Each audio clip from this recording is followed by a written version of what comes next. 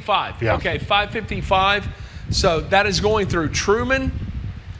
That is what we believe to be the tornado on the ground. Eric, any thoughts on that? So keep in mind, Ron, so I do believe that right now we have 3 tornadoes that are on the ground in northeast Arkansas that are in our viewing area, and that one that's been the monster here that went through Bay Lake City, and it's going to clip the northwestern corner of Mississippi County. So this is the second furthest to the north here right now. Did get confirmation that there was one on the ground here in Lee County. So we have a whole sort of segment of tornado warnings that we have right now. All right, let me reset a little bit right here. Right now it is 6:57 on this Wednesday evening here. I'm meteorologist Eric Brill, chief meteorologist Ron Childers. He's also been here as well, and meteorologist Patrick Ellis. He's been in the first alert storm tracker here. So here's what we have right now. As noted, there are 4 tornadoes, I'm going to call it here, that are on the ground. All these are in northeast Arkansas, and all these are moving to the east as well. What we have here is an hour loop, and here's a look at the radar here over the past hour, indicating that there has been some movement here as far as just the showers and storms in that main line off to the northeast. The one that is the strongest, that has been on the ground for quite some time right now as far as the tornadoes go. It's clipping the far northwestern corner of Mississippi County in northeast Arkansas. If you notice this red circle that's in the middle of your screen right now, that's pretty much an indication exactly where it is. It's pretty much where Dunklin, Craighead, and Mississippi counties all meet, and this is moving to the northeast as well, and it has likely been on the ground for at least 25 miles. The video that you were just seeing that is near Truman, Arkansas, this is along 555, and this is also moving to the northeast at about 50 to 55 miles per hour. If you're over in Caraway, if you're in Truman, Lepanto, over in Manila, Dell, all those areas, if I just read out your town here into northeastern portions of Cross County and into western ports and really all throughout Mississippi County, you want to get to that safe place right now. This is a serious situation with at least 2, if not 3, if not even 4 tornadoes that are on the ground here around the Mid-South. A little bit closer look at some of those other cells that are further to the south. Just to the west of Mariana in Lee County, did get confirmation that this was on the ground as well, just to the southwest of Morrow near Buckhorn. Over in Forest City, this is looking at a 7:20 time frame here, so in about 20 minutes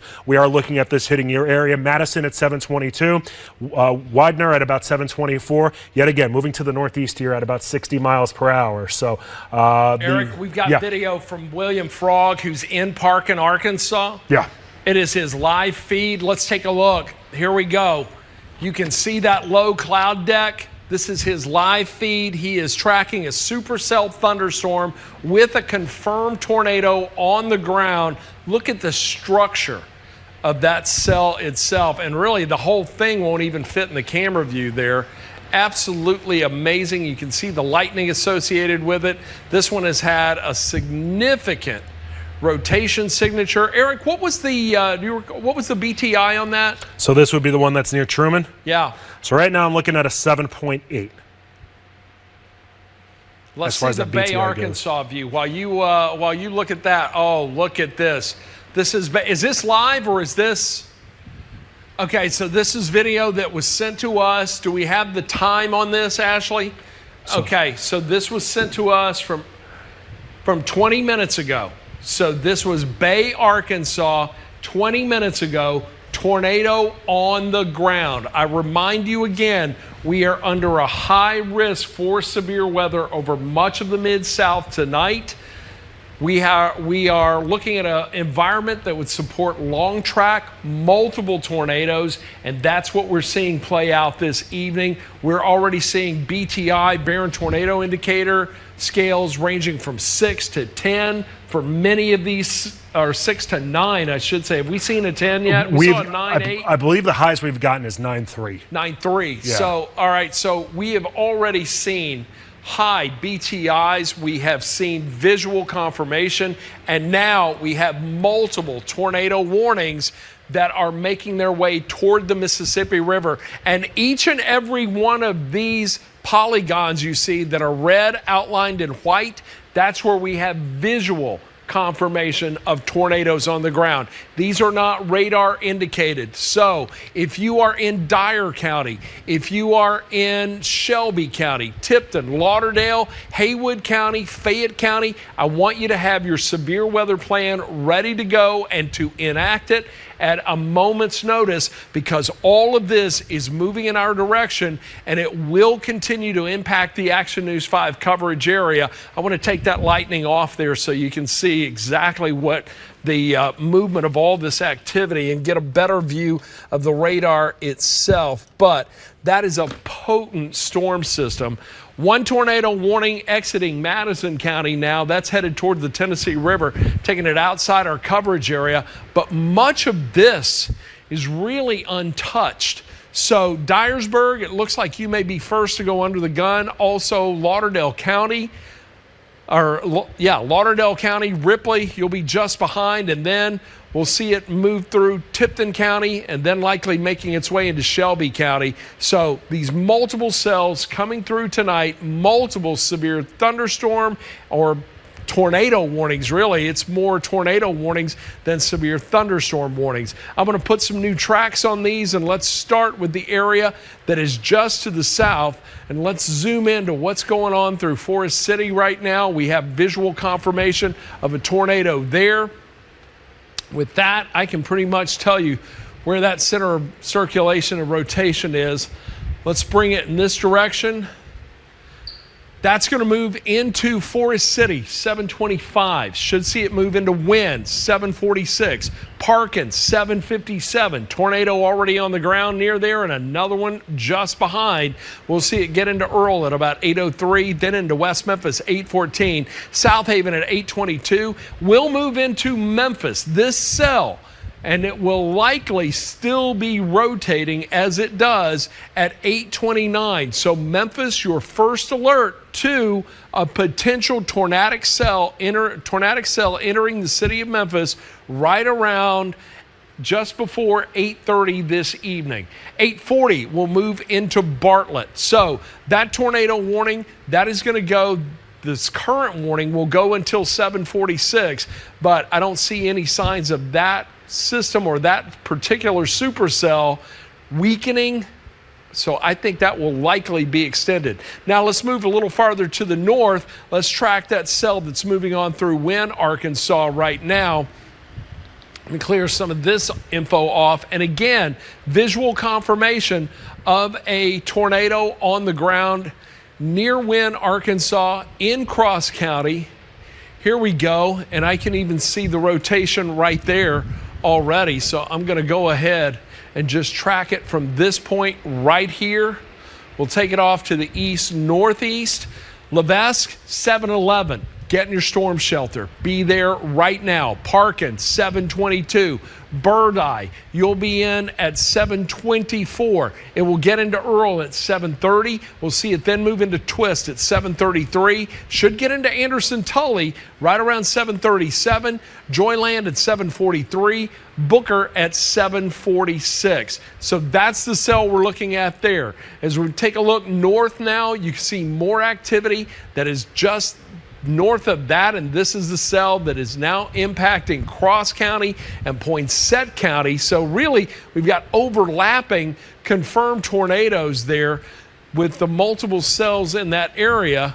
And let me track, and now here's where it gets a little confusing. So we just put a track on this cell right here. All right, so that is for this polygon. Let's take a look at this one right here, which I think is where we're seeing the rotation. Let me scope in just a little bit. Man, that's tough to see. Let me clear this off. Let me do that again, because I think I saw three distinct areas. One right there. Looks like there's another one there south of Harrisburg, and then another one just to the north and east of Harrisburg. We put the next rad radar on there. Get that scope off. That's even harder to see. But I tell you what, I'm going to track it from right here because I know there's circulation there. There we go. Lepanto, 721. Did I get that right, Eric? Am I on the right spot? I agree with you. And there was confirmation that was on the ground over there near Truman. All right. So Caraway, 729. Kaiser, 741. Big Lake, 747.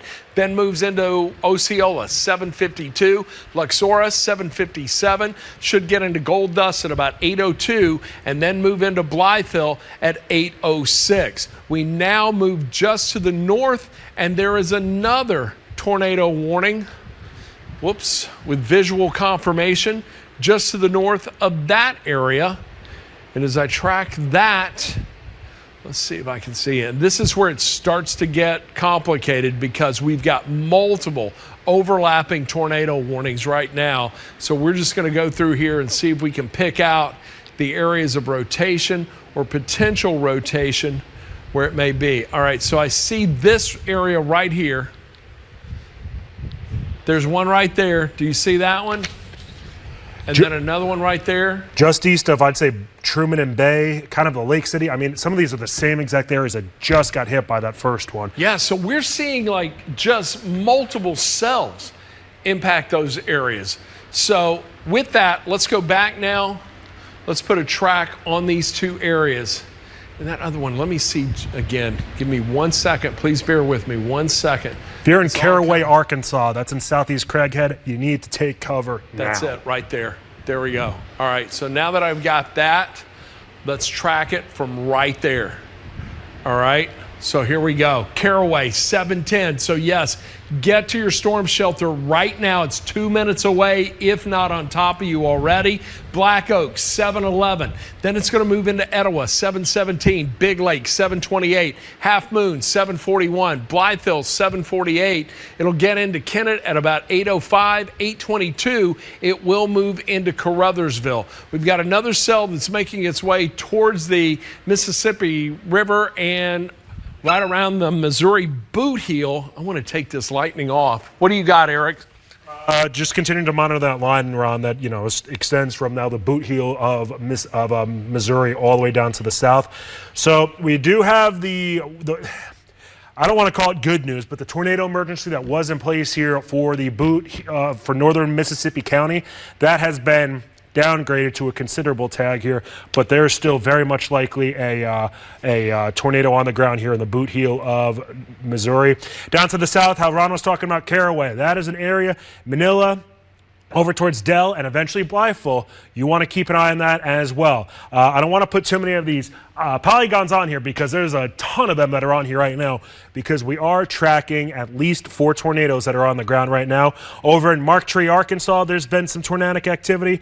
Down to the south too, Wynne, Arkansas, Park in Arkansas, that's another area that has seen tornadic activity. And then over into Lee County, Arkansas, that is another one that we are keeping an extremely close eye on right now. The thing I want you to notice, this area of blue right here, just to the south of Forest City, just to the north of Mariana, to the west of Hughes, and to the east of Brinkley, that's the kind of area that we have to keep an eye on here. When you see those blues pop up here, when it comes to your debris detector, that usually means that there is debris that is in the sky right now. Further to the north, yet again, looking over towards Wynne, Arkansas, there is seemingly some debris that was kicked up here over into Wynne, or at least there is blue that is indicated here on the debris detector. Another area that's just southeast of that. We start scooting this further to the north now. Fortunately, there's not anything popping up here in Truman and Caraway, but if you're in Caraway, if you are in western portions of Mississippi County, you want to treat this treat this as if there's a tornado on the ground here. Let's go to Patrick. Yeah. Can we go to Pat? I want to know where Patrick is and if he is seeing anything or has any. Oh, so he's back in Midtown?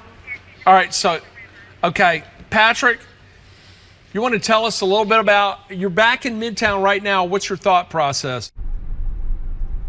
Actually, we just crossed the river. We're now in in West Memphis. We're going to stop and get gas for a second because last thing we want to do is get out of here and not have any gas. But after we do that, we're going to start heading north along 55 and try to meet up with this storm that's coming out of Wynne, or just south of Wynne. And we'll kind of be in between the two cells coming across Highway 64. You got the one that's coming up to the east of Wynne, nearing Parkin right now. Heads up for Parkin, Earl, heading out towards Turl and Clarkdale and Sunset. And then the other one that's behind that, that's south and west of Forest City, that one again has a considerable tag associated with it, working its way north and eastward. If that stays on the same track, it's probably going to parallel I-40 all the way up to about Crittenden County, if it holds together. And these storms so far have not seen much in the way of changes as far as the weather is concerned. This is a look outside. This is as we're coming across the river. You see off in the distance some of the lights. That's Southland Casino off in the distance.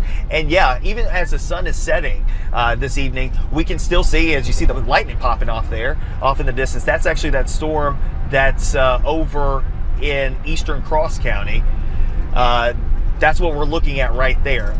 But we're still 30 miles away from that. You saw that lightning strike pop off there. I mean, just, you know, the atmosphere is primed at this point between now and about 10 o'clock tonight that these storms will rotate.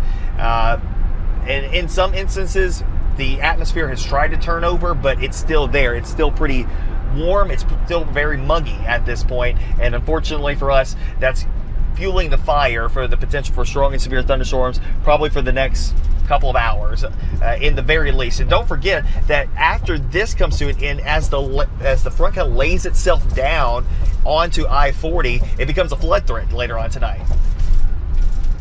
Video. We got some video from Monette, Arkansas, of the tornado on the ground. And I'm not even sure if you've got a video monitor to see this, but I want our folks at home to check it out. This was just sent to us. Let's go to that video. Check this out. You can see the dust around the rope tornado itself as it's coming on down at the surface. This is a confirmed tornado on the ground in Monette, Arkansas. And just by the way, this was from Randy Smith. Thank you, Randy, for that video and sending that to us. By the way, if this was from 10 minutes ago, if you have video, we want to see it. If you can safely send it to us, send it to desk@WMC-TV.com, or you can submit it right through the Action News 5 First Alert Weather app.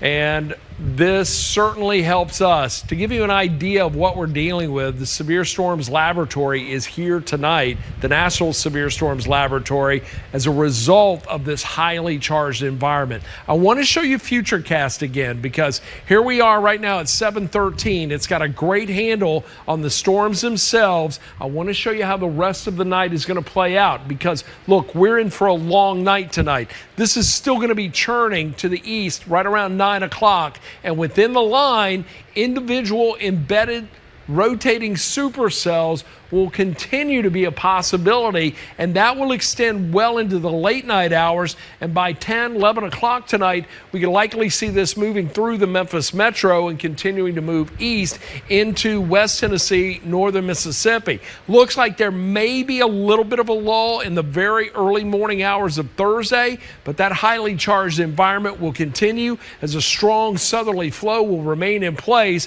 and a front that's driving all of this will just stall right over the area. It's going to keep severe weather in play through Saturday. First alert again for tomorrow, a first alert weather day for Friday, a first alert weather day for Saturday, and this is just the initial round. So we're looking at more than 80 hours of severe thunderstorms possibly impacting the Mid-South from now through the late night hours of Saturday. So now we're back to our first alert Doppler radar, the live view. You can see all the lightning that's on here, and there is a lot of tornado. As a matter of fact, I see one or two severe thunderstorm warnings, but it's primarily all tornado warnings as this activity continues to make a push to the east, coming in out of the south, southwest. But again, it's making a slow push to the east. And look, that southerly flow is going to continue to feed this as that line slowly moves into West Tennessee. So it's going to be a little while before we see these storms move out.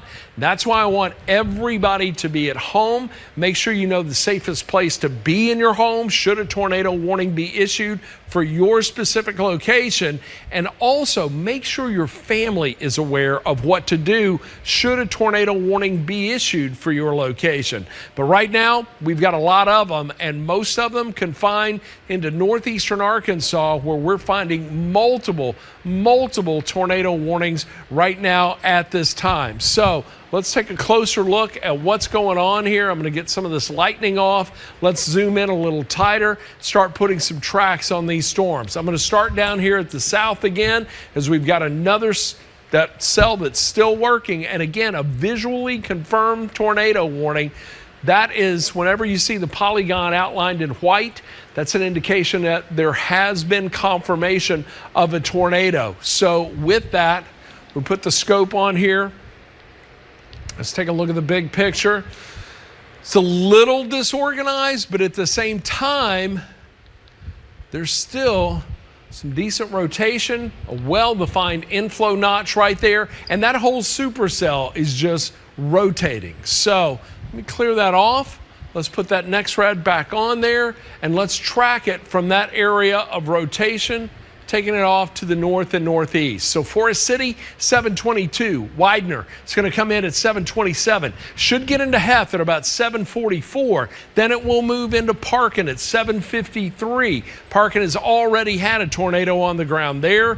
Earl, Arkansas, 759. Crawfordsville, 804. Then it moves into West Memphis at 811. We'll get into Turl at about 819. So that's what we're looking at with that first cell. There may be another one issued as this other cell comes in from behind that, so we can see multiple back-to-back tornado warnings as the evening progresses. So once one moves through, we can't let our guard down, because it's going to be a while before this whole line is finally out of here. So now let me move a little farther to the north. Let's take a look at these cells where we have tornado warnings as well. Right now, we've got this warning. I'll hit the info here. That tornado warning in effect for Crittenden, Mississippi, Poinsett, and Tipton County. That is going to go until 8 o'clock. That's likely going to be the tornado warning that will impact Lauderdale County and more of Tipton County as it moves off to the east. As a matter of fact, as I put this into motion, you can see it moving in that direction. So with that in mind, let's track it. Let me clear that off. Let's hit the next rad on this. I'm thinking, and I'm trying to track it from the area of where the greatest potential for circulation will be. And it looks like, again, it's right here. Do believe that's it. Let me clear that off. Let's go back to the next rad, and let's put a track from here, and we'll just follow along, and I'll take it just outside the polygon. So Twist, 729, Turl, 747. It's going to move into Witten at about 753. We'll see it get into Shelby Forest at 802. So northwestern Shelby County, right around 8 o'clock. This supercell thunderstorm is likely going to make its way in. And look, the leading edge is going to be there well before that. So the area of rotation, we're tracking that to around 802. Golden Lake, 811. Then moves into Millington at 817. Should get into Osceola at about 825. And will then move into Brighton at 834. So that's the tornado warning we have there. Let me clear this off and give you an idea of the one that's just, again, overlapping tornado warnings. And let me show you the big picture once again, because it's always helpful to just kind of zoom out. And look, folks that are in this area right here. Yeah, northern Mississippi over the past, I'd say, hour and a half or so, it's been pretty tame, pretty quiet. But yeah, you've been fortunate with that, honestly. Yeah, you've been in good shape. Had that band that came through in the afternoon hours, but I think as we get into the remainder of the overnight hours, really, Eric, the activity is going to be along and west of 55 and along and north of 40. Agreed. One thing to note, too, just got a report that there was baseball-sized hail that fell over in Forest City right now, and that's a storm I know that we're keeping a close eye on. That's looking like it's going to clip Crittenden County, and I'd say probably Tipton and Lauderdale County. Do you think that, given how it's near Forest City, that might clip Shelby Forest sort of area here into northwestern Shelby? What do you think about that? Yeah, it looks like it was going to come in right around 802. Yeah. All right, so I was tracking from that area of circulation, but at the same time, I didn't track it from the leading edge, because they'll likely see. And let me put something on a track on that leading edge one more time, all right? So here we go. I'm tracking it from the leading edge of the rain. I'm gonna give it a little more of an easterly lean. There we go. Earl, 730. Then it's going to move into West Memphis at 7:41. We'll see it get into Turl at 7:49. Millington at 8:13. Atoka will move in at 8:26. Covington, 8:41. It's going to then move into Ashport at 8:48. We'll get into Ripley at about 8:59. So that's for this cell right now that we have the visually confirmed tornado, confirmation of a tornado on the ground right now. This is coming on through St. Francis County, just near Forest City, Arkansas. Eric, you've got a pretty good view on it. You want to you want to give it a look? I got you, Ron. Shout out to Chief Meteorologist Ron Childers. That guy is a beast when it comes to this stuff here, and it's not his first rodeo. But as far as what we have going on here across the Mid-South right now, talk about that one storm that we do know that is confirmed on the ground right now. We're looking over towards Lee as well as St. Francis counties right near Forest City. So this is moving to the northeast here at about 50 to 55 miles per hour. The BTI, or the Barron Tornado Index number, that's Widener at 725. Parkin at 743, Earl at 747, and Crawfordsville at 751. That is your first alert here to a tornado that has been confirmed on the ground that is moving to the northeast here at about 50 to 55 miles per hour. So you want to treat that with respect. And hey, so I'll be curious to see it now if we have the sirens go off here, Ron, into Shelby County, because now there is a small sliver of Shelby County that just was included in a tornado warning here with that given storm that we were just talking about. Yeah, so. Agreed. And look, you want to, yeah, sirens are already going off in West Memphis as a result of that. I'm pretty sure Kim Clark is over in West Memphis. Okay, good to know. They're going inside right now. Can we get a report from her in a little while? Also, Amani Williams is up in Dyersburg. Mm-hmm. I want to check in with her because Dyersburg has great storm shelters, and they've got, I do believe the community has 2 storm shelters. Is she available to do a hit with us? And I asked because I want to show you this. This is, here, let me clear this off of here. I've got too many tools going on at one time because Dyersburg is now in the path of what's coming out of northeastern Arkansas. Severe thunderstorm warning for Dyer County right now, but just to your west and southwest, we've got active tornado warnings. And look, all of this is making a push into Dyer County. So let's go to Amani Williams, who is live with us in Dyersburg right now at a storm shelter where people are hunkered down, seeking safety from the storms. Amani? Hey, Ron, like you said, I'm here in Dyersburg within Dyer County. I'm at one of the 2 storm shelters here in Dyersburg. This one is right beside Dyersburg High School. You can see behind me there are dozens and dozens of people here. Now, this is just the second round of people that have been here today. Now, I was here earlier in the afternoon, and I talked to Mayor John Holden, mayor of Dyersburg. He said that around 490 people came to this location. There was another location that's downtown. There were about 470 people at that location. So there has been a lot of people and a lot of movement here in Dyersburg. Now, earlier today, there were some questions on if the sirens were working and also if the radio transmitter was working. Those are all back up. When I came in, I did hear the sirens, and I also did get from officials that the radio transmitter is working. So that was an issue that a lot of people were concerned about. But a lot of people here in the storm shelter right now, there's a line right now. Lexi, can we go over here really quick? There's a line of people trying to get inside the storm shelter. It was just pouring down raining just a few minutes ago. You have to sign in to get in, so a lot of moving parts right now. Here you see dozens and dozens of people lining in. And you know, we have a community college here, Dyersburg Community College is here. So you have college students, then you have residents that actually, you know, live here in Dyersburg. So a lot of people trying to find shelter right now during all of this severe weather. I'm gonna send it back to you, Ron.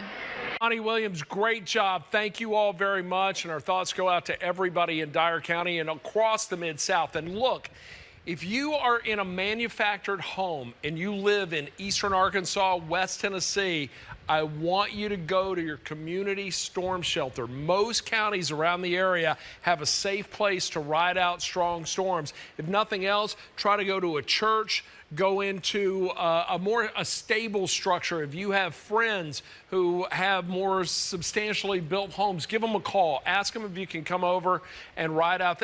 Just tell them you're coming over to ride out the storms. Bring a loaf of bread and some sandwich meat, and we'll watch it and get through all of this. But at the same time, it's a serious situation. You do not want to be in a manufactured home with this coming through. Multiple tornado warnings. I'm going to get all the lightning off here in just a moment. As a matter of fact, I can do it just by hitting this button right here, just to give you an idea of where the cluster is right now. It is along and north of the 40 corridor, eastern and northeast Arkansas, but it is making a push to the east, northeast, and this will impact much of West Tennessee. Meteorologist Patrick Ellis is with Garner Montgomery in the Comfort Dynamics Storm Tracker tonight. Man, you guys have been all over the place. Tell me where you are right now and what you're seeing.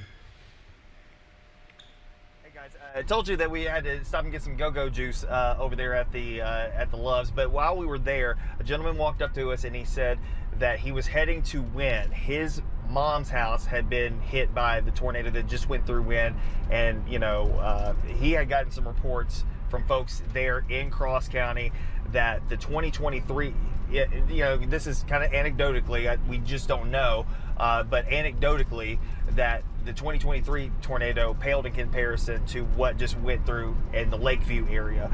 So again, take that for what it is.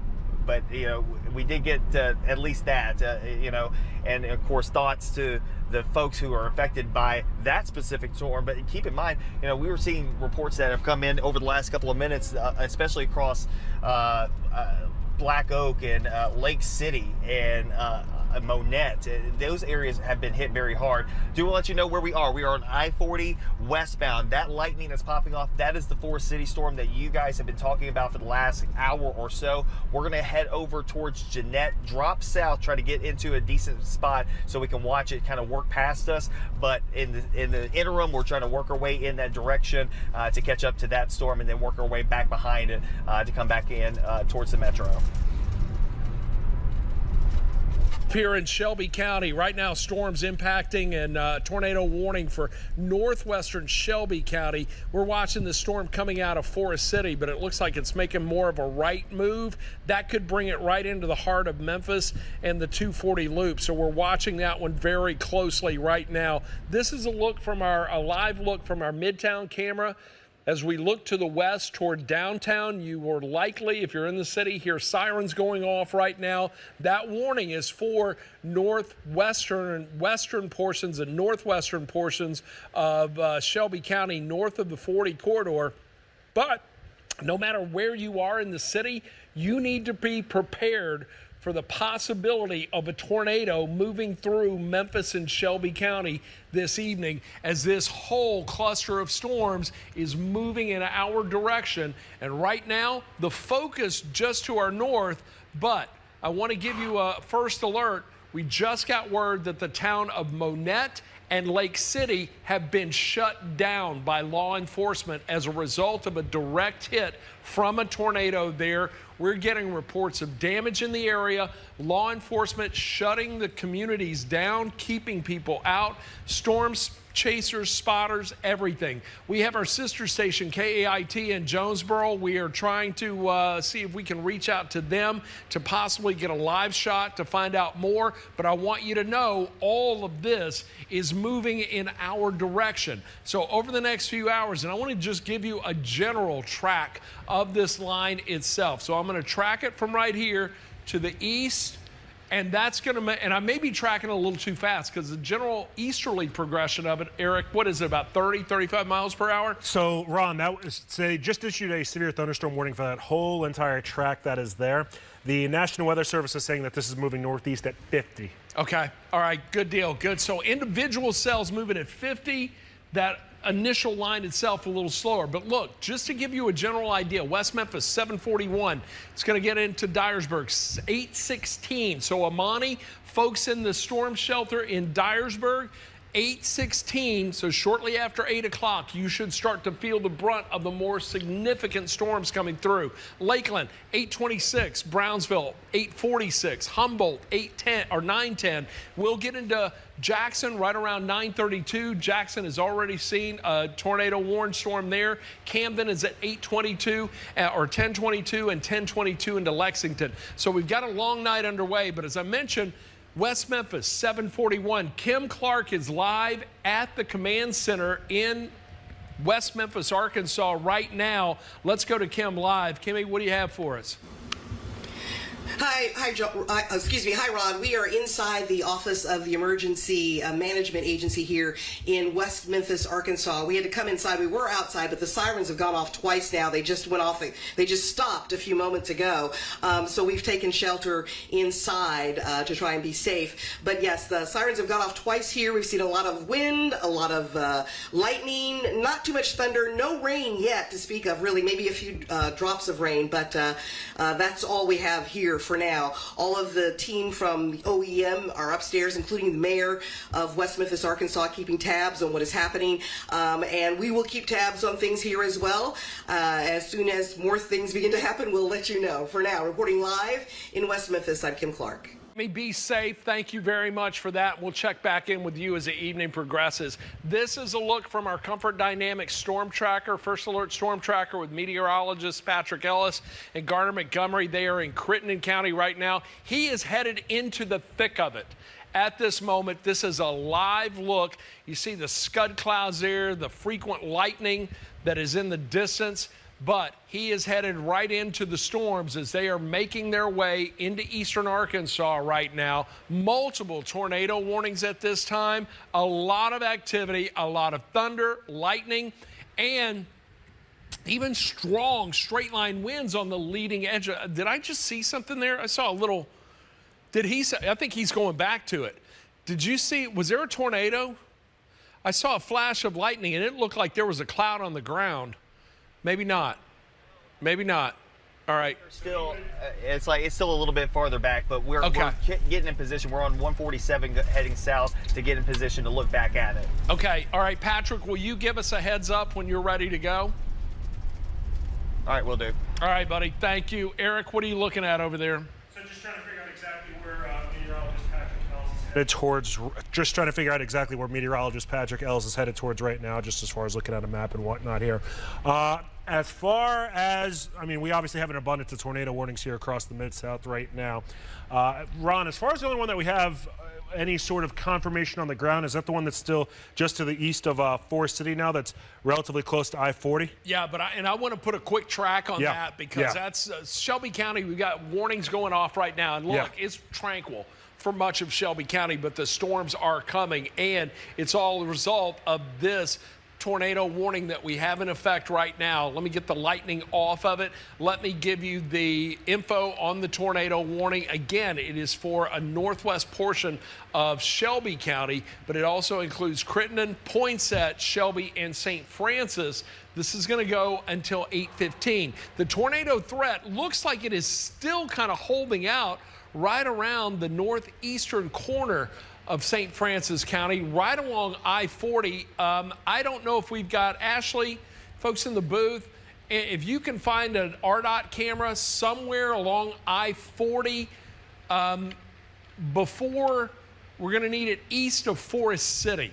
So if you can find something in that area, I'm going to do 2 tracks on this, all right? So yeah, let me know when you've got that. I'm going to do 2 tracks on this. I'm going to track it first from the area of rotation, and I think it's pretty well defined. You can even see it right there. I'll put the scope on here just to give you a better visualization of what we're talking about. And FYI, Ron, Patrick noting that there might be a wall cloud on the on that storm over there. All right. Let me put a track on this, and we're going to go back to his shot. Tell him to hold that shot, all right? Hold that shot for as long as he possibly can, but I got to get this track on here because I want to give a first alert to everybody that's in the path. So we'll track it from that area right there, and let's go ahead and bring it into Shelby County. So Jeanette, 746, Crawfordsville, 755. It's going to get into Ebony at 758, 803 into West Memphis, 810 into Turl, Harbortown, 815. Then it moves into Midtown at 819 and gets into Binghamton at 820. So from 8 to 830, this cell, this portion of the cell that's rotating is going to make its way into the city of Memphis. But let me give you a first alert to the leading edge of it and who's going to be impacted by that well ahead of the rotation. So here we go. With that, Turl, 736, then moves into Fraser, 747. It's going to get into Corona at 752, Millington, 758.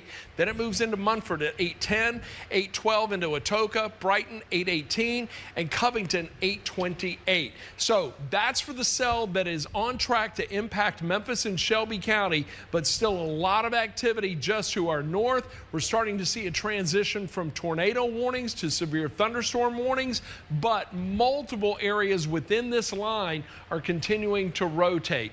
Now, let's take Patrick's live shot again. Does he still have the view of the wall itself? Let's take a look. Wow.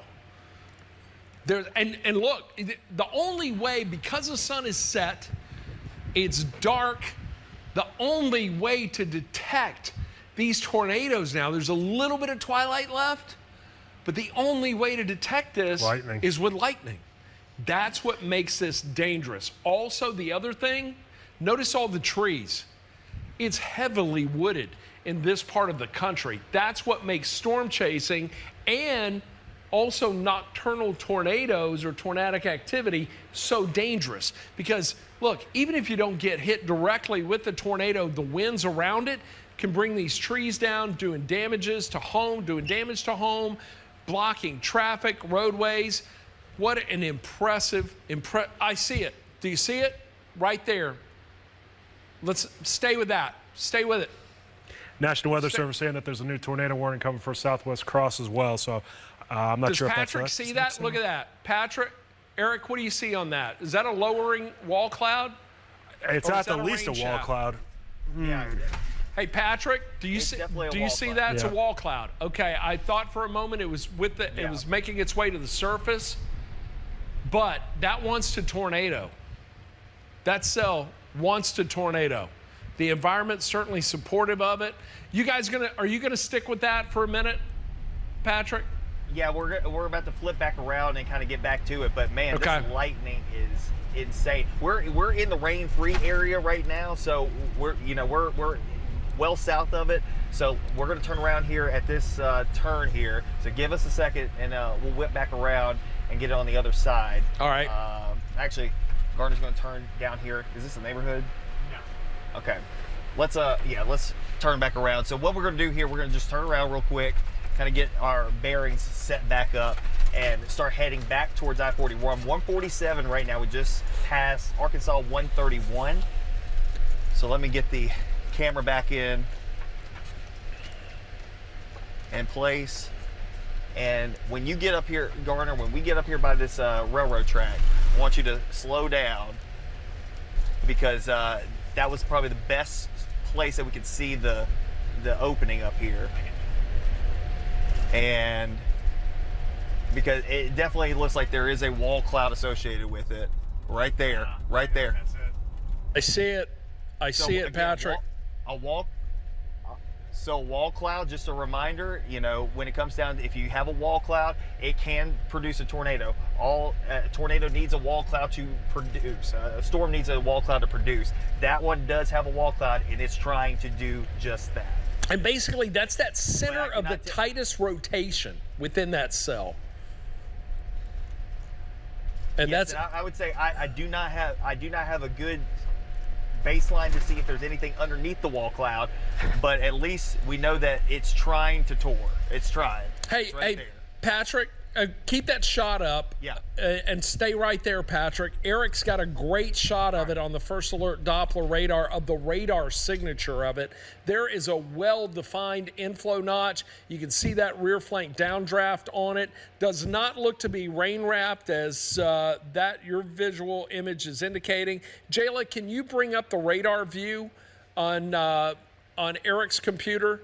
And oh man, keep an eye on that, Patrick. You can see, Eric, you want to point out those characteristics I was talking about, maybe even hit one of those skits too. Sure. So what Ron and Patrick are kind of eyeballing right now is pretty much where this dot is, and that's conveniently where we have a skit.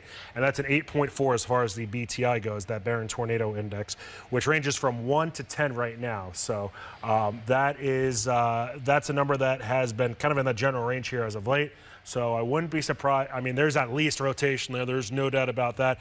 As far as the potential for hail that is embedded within this too, even if we don't necessarily have a tornado around, there is certainly large enough hail that this is going to cause some damage. Don't want to quite click on the middle of this because I think it's going to be a little bit exaggerated, but ping pong to golf ball sized hail is certainly a possibility here. And this is headed towards Marion, Arkansas, James Mill, and into Crittenden, Arkansas, as far as the town goes. So your first alert, if you are over into Marion, be heads up and watch out for this. Over into Millington as well, this being on the Tennessee side of the Mississippi River here. This is headed towards your general area. As far as what we have here for some shear numbers, and here you go, Ron Childers, as far as the shear goes with that rotation detector. Yep. So Crawfordsville, get to your safe place right now. Especially on the north side of Marion, get in your safe place. Lansing, James Mill, Jericho, over to Gammon, as well as Island 40. All these areas that are in central portions and southern portions of Crittenden County. You want to get into that safe place right now.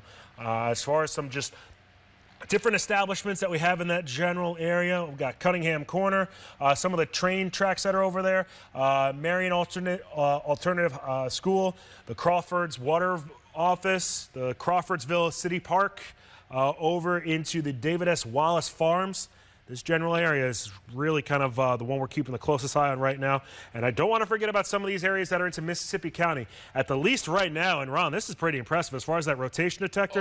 It almost goes all the way from Caruthersville down to really into Turl. That's a massive area. And you know, that's why the high risk was placed over the area, because of the potential for long track tornadoes. So Eric, were we looking at just a sheer track of one single cell? So I think this is just collectively the line moving from west to east here. Okay.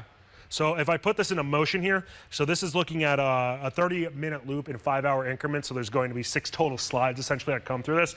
Notice that whole entire line, it is moving from the west to the east here. And keep in mind too, some of this is really kind of the middle of the line. We saw that one tornado that probably caused a whole heck of a lot of damage here into southeastern Craighead County. That has been able to move into the boot heel right now. But this line right now, Ron, it's stretching from Blythefold pretty much all the way down to Turl. If you are in Lauderdale or if you are in Tipton counties, this is headed in your area. If you're in Ripley, Tennessee, if you're in Henning, Covington, over to Halls, you want to be aware of this and your first alert with this as well here. While this isn't necessarily tornado warned for your area, I wouldn't be surprised once this crosses over the Mississippi River if that's the case. Notice this orange line that's kind of oscillating back and forth. That's an indication of a severe thunderstorm warning that is around right now, and it will be moving itself closer to Highway 51 here in a matter of the next half hour or so. So, Ron, I do have to, northern Mississippi. Don't want to forget everybody else that's obviously in the viewing area right now. You're looking pretty good right now in northern Mississippi, but off to your west and to your northwest, there's still a whole heck of a lot of shower and thunderstorm development that's going to be swinging to the east and southeast here. National Weather Service with the St. Francis Crittenden storm, that's the one that meteorologist Patrick Ellis is on. That has the potential 2-inch hail embedded within it as well. So if you know anybody that's on I-55, if they're approaching Turl from the north, they're not in a great spot right now, honestly, just because there are tornado warnings to the north, and then you have this one that's down to the south right now, approaching Clarkdale. So, Ron, another tornado warning that we have is along I-40 closer to Forest City. Well, actually, that one just literally expired as I went to go click on that. So, look, if you're in Crittenden County, north of 40, go to a storm shelter right now. Get to the safest place in your home. Get away from exterior walls, windows. Don't try to get a picture of this. It's dark, folks. Go to your storm shelter, the safest place in your home, all right? So if you have family or relatives that live in that area, Call them, let them know, make sure they're watching. I want to check back in on Dyersburg. They're now under a tornado warning. Rain just starting to move in, but the rotating portion of this cell still just to your southwest. However, we've got a lot of activity that's coming on into play, and right now, I think that little area that's right there, do you see this? It's right there, just to the north of that 55 little banner there. Let me put a track on that, and let's take this on into, and that's a different cell. All right, so look, let me come back into here. I'll tell you what, I'm going to zoom in a little tighter. It's a lot to see right now. The radar very cluttered, so this is where we have to pay particularly close attention at this very time. And let me tell you what, I'm going to start with a look at just general velocity. We're 90 miles from the radar site, or close to 90 miles. Tough to see there. I'm going to put another velocity overlay on it. There is some rotation right here, just to the west of Caruthersville. That is moving off to the north and northeast. That may be, I think it's that little area right there near 61. Tell you what, I'm going to track them both, all right? So bear with me for 1 second. I'm going to track this little area right here, and let's take that on through, and I'm going to include the town of Dyersburg in here. So Dyersburg, 827, that's going to come very close. I'm hopeful it's going to stay just to your north, but at the same time, you're close. So look, Steele, 754. Then it's going to get into McCullough at 8 o'clock, 808 into Kinfolk's Ridge. Caruthersville, 812, Dyersburg, 827, 838, New Bern, 844 into Hornbeck, and then Obion at 848. So that's what we're looking at there. Patrick's in the first alert, Comfort Dynamics Storm Tracker. You've got a great visual for us right now. Can we take that live?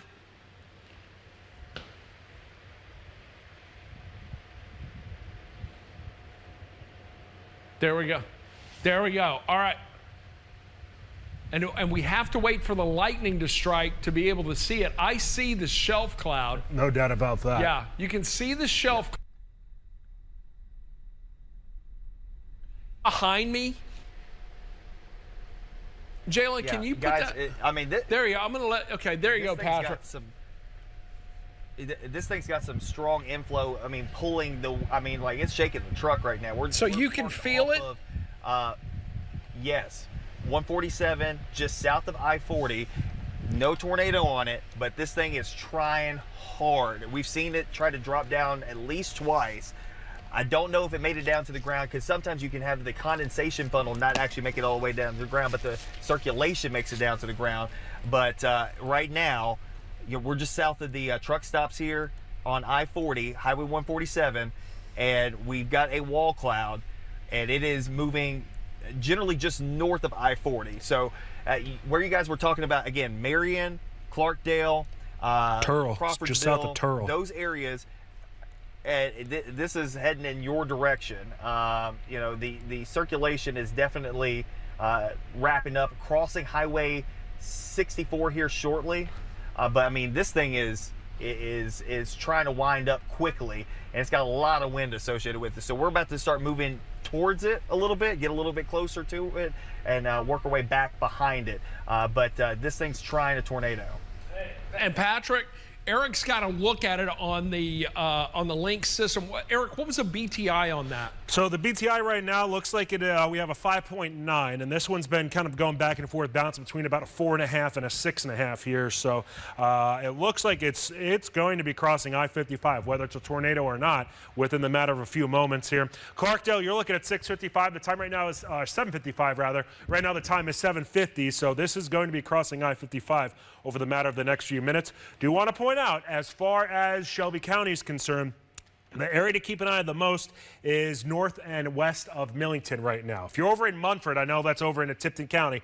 Your first alert here that this could be headed towards your area, and there's again a look on the right-hand side of your screen of the Comfort Dynamics First Alert Storm Tracker there, as meteorologist Patrick Ellis and Gardner Montgomery, they're keeping an eye on this one right now.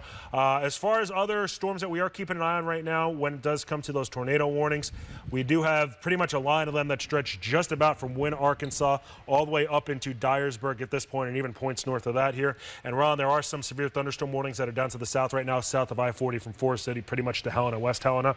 But obviously the tornado warnings are the things we are monitoring the most. All right, we're watching what's coming in from the west. Let me give you our High 5 Midtown camera, and then I'm going to come back and talk about this, because the lightning from this view is really starting to ramp up just within the last few minutes. A lot of activity going on right now. City of Memphis overall has fared well. We've seen some strong storms come through. Southeastern Shelby County, Germantown, Collierville, eastern Shelby County around Eads has seen some activity, but the brunt of the storm system will impact the Memphis Metro tonight. Let's go and take a look at Wynne and give you a better idea. First, we've got a tornado watch that's in effect, and that's going to remain until midnight tonight. Would not surprise me, however, if this was extended well into the overnight early morning hours of Thursday. But I want to show you Futurecast. It's initializing very well. In other words, it's lining up. This is a forecast model, all right? So it's taking all the elements of the atmosphere and then projecting it forward about 12 hours to give us an idea of what the system's going to do. And when I say it's initializing very well, it's actually lining up almost exactly with the radar as it looks, with the live radar as it looks right now. So we've got that cell approaching Dyersburg. We've got this more potent line back into Craighead County, south into Forest City and St. Francis County. Let's move it forward to about 9 o'clock. It's going to start to become a little more linear. And notice, not a lot of movement. There's a big ridge of high pressure. It's sitting off the eastern seaboard. It's a blocking mechanism, and it's going to allow the front that's driving this to just stall and continue to drop copious amounts of rain over the area, along with keeping strong to severe storms in the area due to the strong southerly flow that will be feeding it stronger winds and moisture. By 11 o'clock tonight, we're looking at a significant band that could be impacting areas along and north of 40, but it also includes Memphis and Shelby County. But we're also going to see this main line back to the west regenerate right around midnight or so, and that's going to bring more storms into parts of northeastern Mississippi from around midnight to 3 a.m., and then just kind of linger over the area.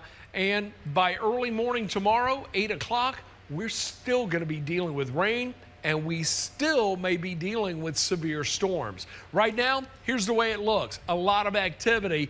Let me just show you the lightning counter on this, all right? So it's almost impossible to see the radar data itself because there is so much lightning. And just on this view right here, wow, I've got 4,100, almost 4,200 strikes of lightning. But it's the tornado warnings we're tracking right now.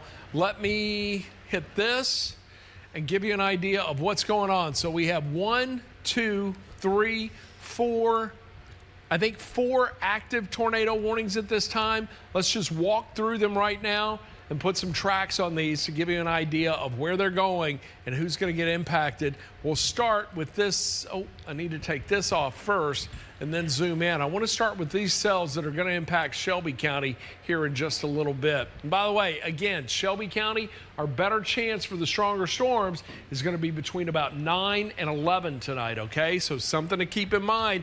A lot of folks are going to be going to bed tonight, getting ready for work in the morning, but we've still got a long night to go.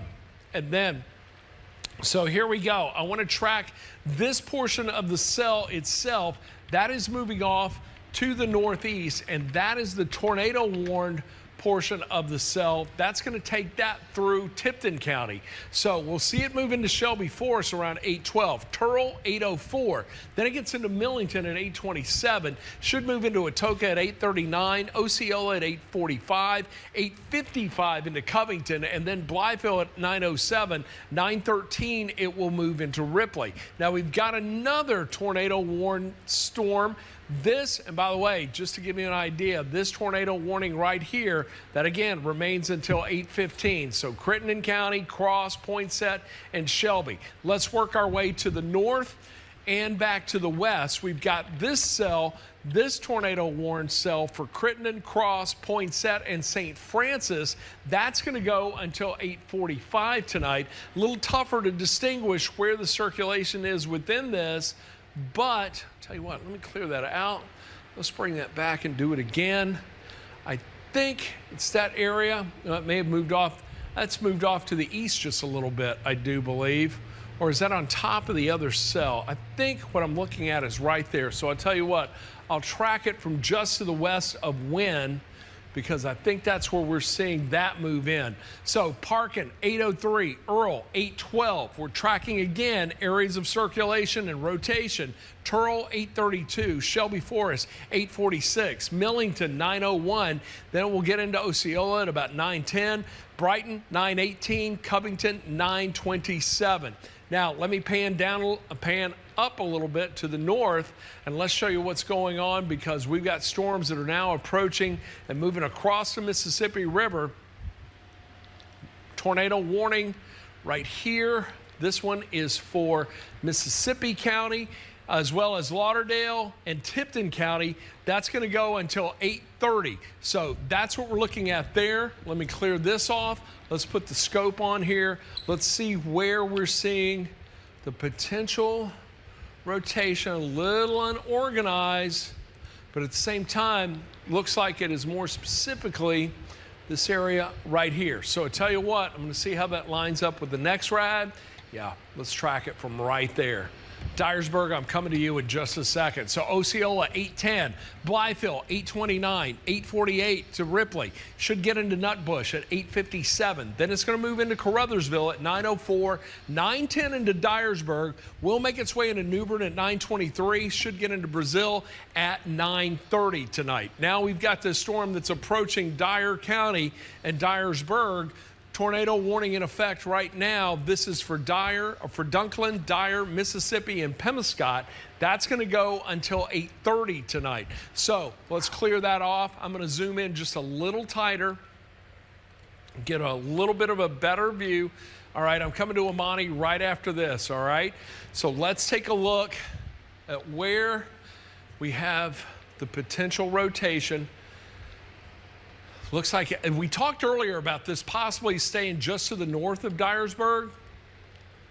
Looks like it's going to be at the 155 split or 555 split there. So with that, let me clear this, and then we'll take a look at, I think it's pretty much right here.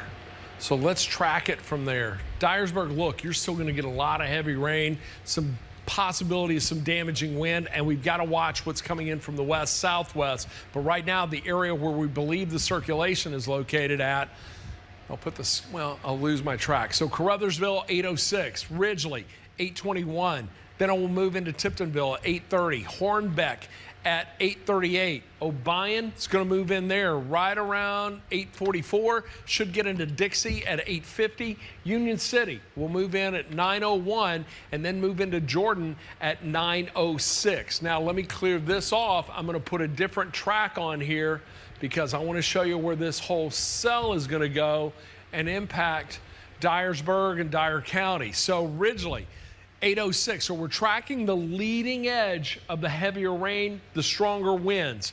Sandburg, right around 815. Eldridge, right around 824. Should get into Dyersburg at 830. Then New Bern, 838. 850 into Mason Hall. 858 into Fulton, and should move into Martin right around 908. So that's the big picture. These are the storms we're tracking. Don't think we've had any new tornado. Well, I say I don't think we've had any new. Has this one just popped up? It's going to go until 8:45. For Lauderdale, Crittenden, Mississippi, Haywood. Shelby, and Tipton. Yeah, that clips Shelby Forest. And let me zoom in quickly and just put a quick track on that. And then let's go ahead and take a look.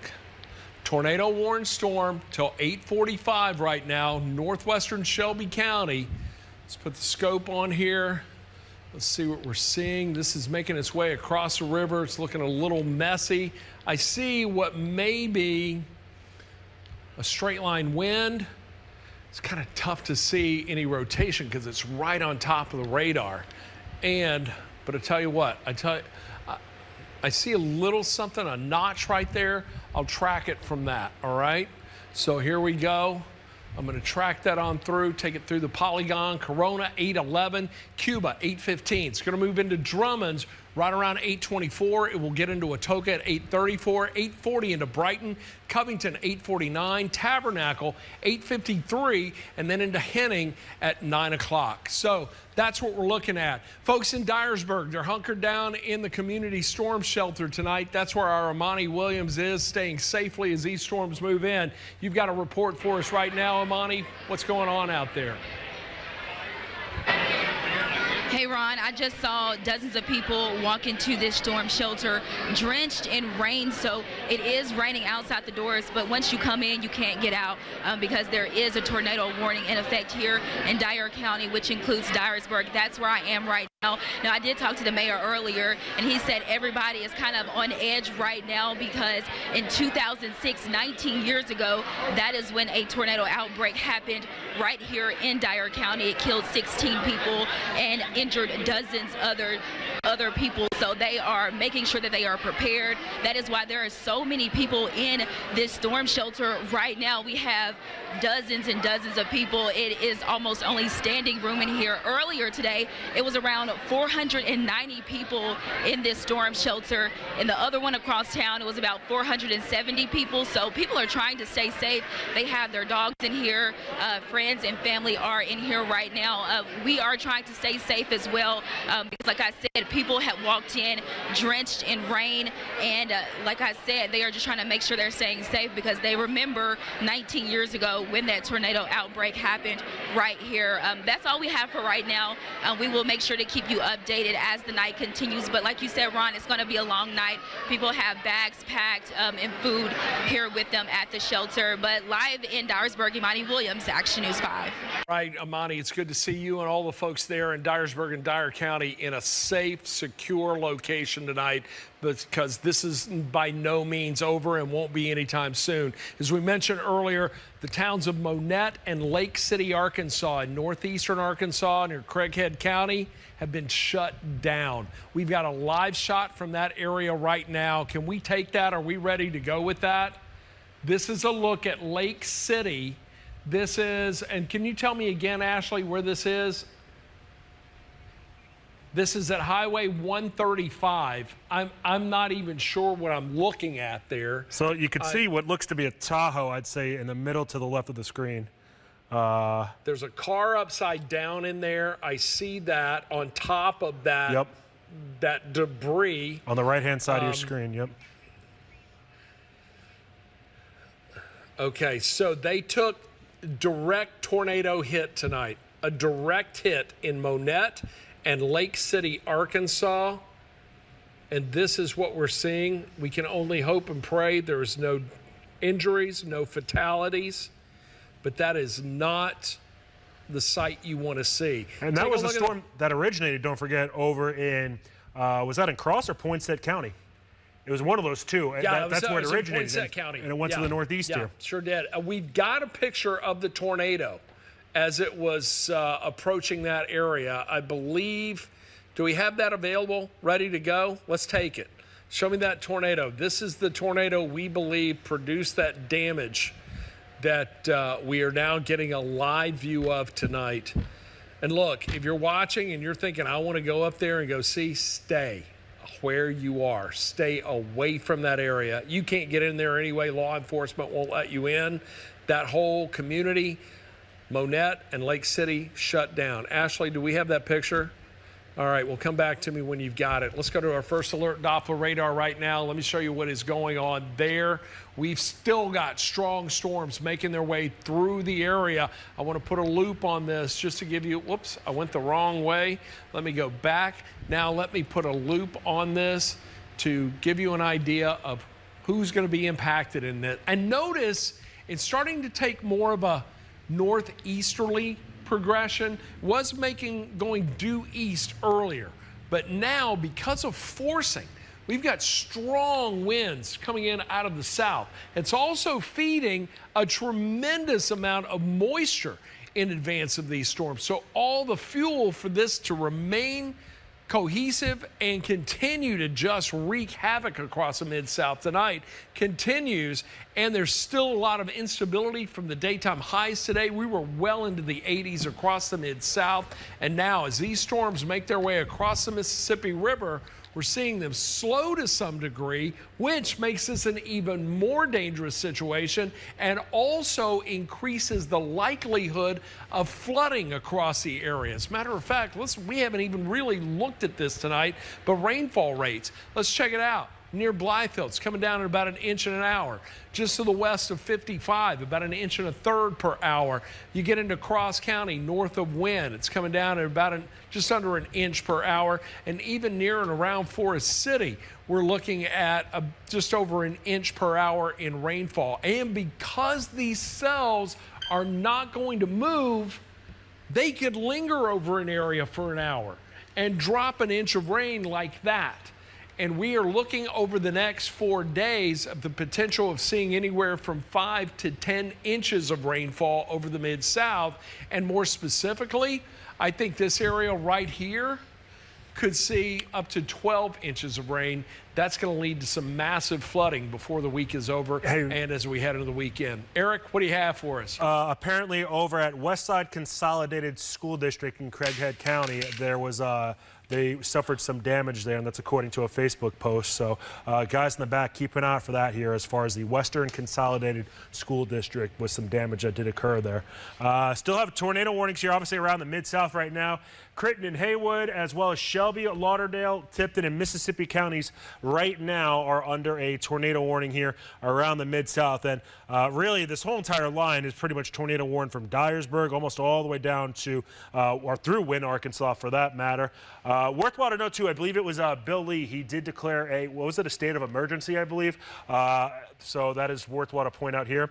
As far as our rotation detector goes, we still do have some pretty solid rotation, or pretty evident rotation right now into far southern portions of Mississippi County, pretty much where Mississippi, Crittenden, Shelby, and Tipton counties all meet here. So in Munford, your first alert here, watch out for the potential for some at least spinning clouds. That's probably one of the better ways to put it here, and the potential of that tornado, and that's where we do have tornado warnings here right now into that general area. So if you're over in Covington, Munford, over into Henning, while fortunately we don't have this confirmed on the ground, we are really kind of keeping a close eye on that. As far as that movement to the east here, and if nothing else, there's really big hail. Looks like just around Turle here within the past about 15 minutes or so, Clarkdale as well, there was some pretty large hail that went right over I-55, and that's racing off to the northeast. Over to Ripley, Tennessee, your first alert there too for seeing some hail that is on your way.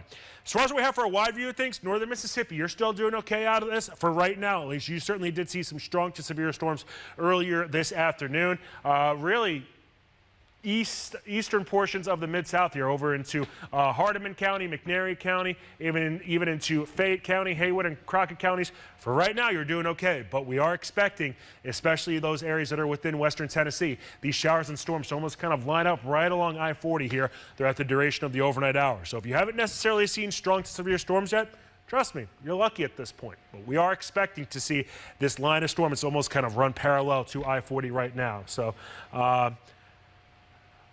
as far as tornado warnings go, Ron, I still think the one that we got to keep the closest eye on, it's been the same one that we've been monitoring here, that meteorologist Patrick Ellis is pretty close to, into Crittenden County, as far as near Marion and over towards Hughes. That's been scooting itself to the northeast right now. Fortunately, it doesn't look like it is on the ground, and I haven't actually looked at some of these skits in a little bit here. Let's see what we have for some of those numbers. Into southern Mississippi County, 5.7, going closer to the Mississippi River, 6.2, 6.2. 5.7, 5.5, 5.5. So, I mean, if nothing else, Ron, at least some of these numbers have relaxed a little bit here because we saw some, I mean, we had some monster big numbers here in the nines earlier. I am hopeful also that as this line begins to slow, that the downdraft could start to win out on these storms and help to weaken them to some degree, and we transition from severe to possibly flooding. That's not much better, but at the same time, the tornadoes that we've seen already wreaking havoc, creating damage in the Mid-South. Hey, getting actually a report right now that there's a flipped near mile marker 18 in Crittenden County.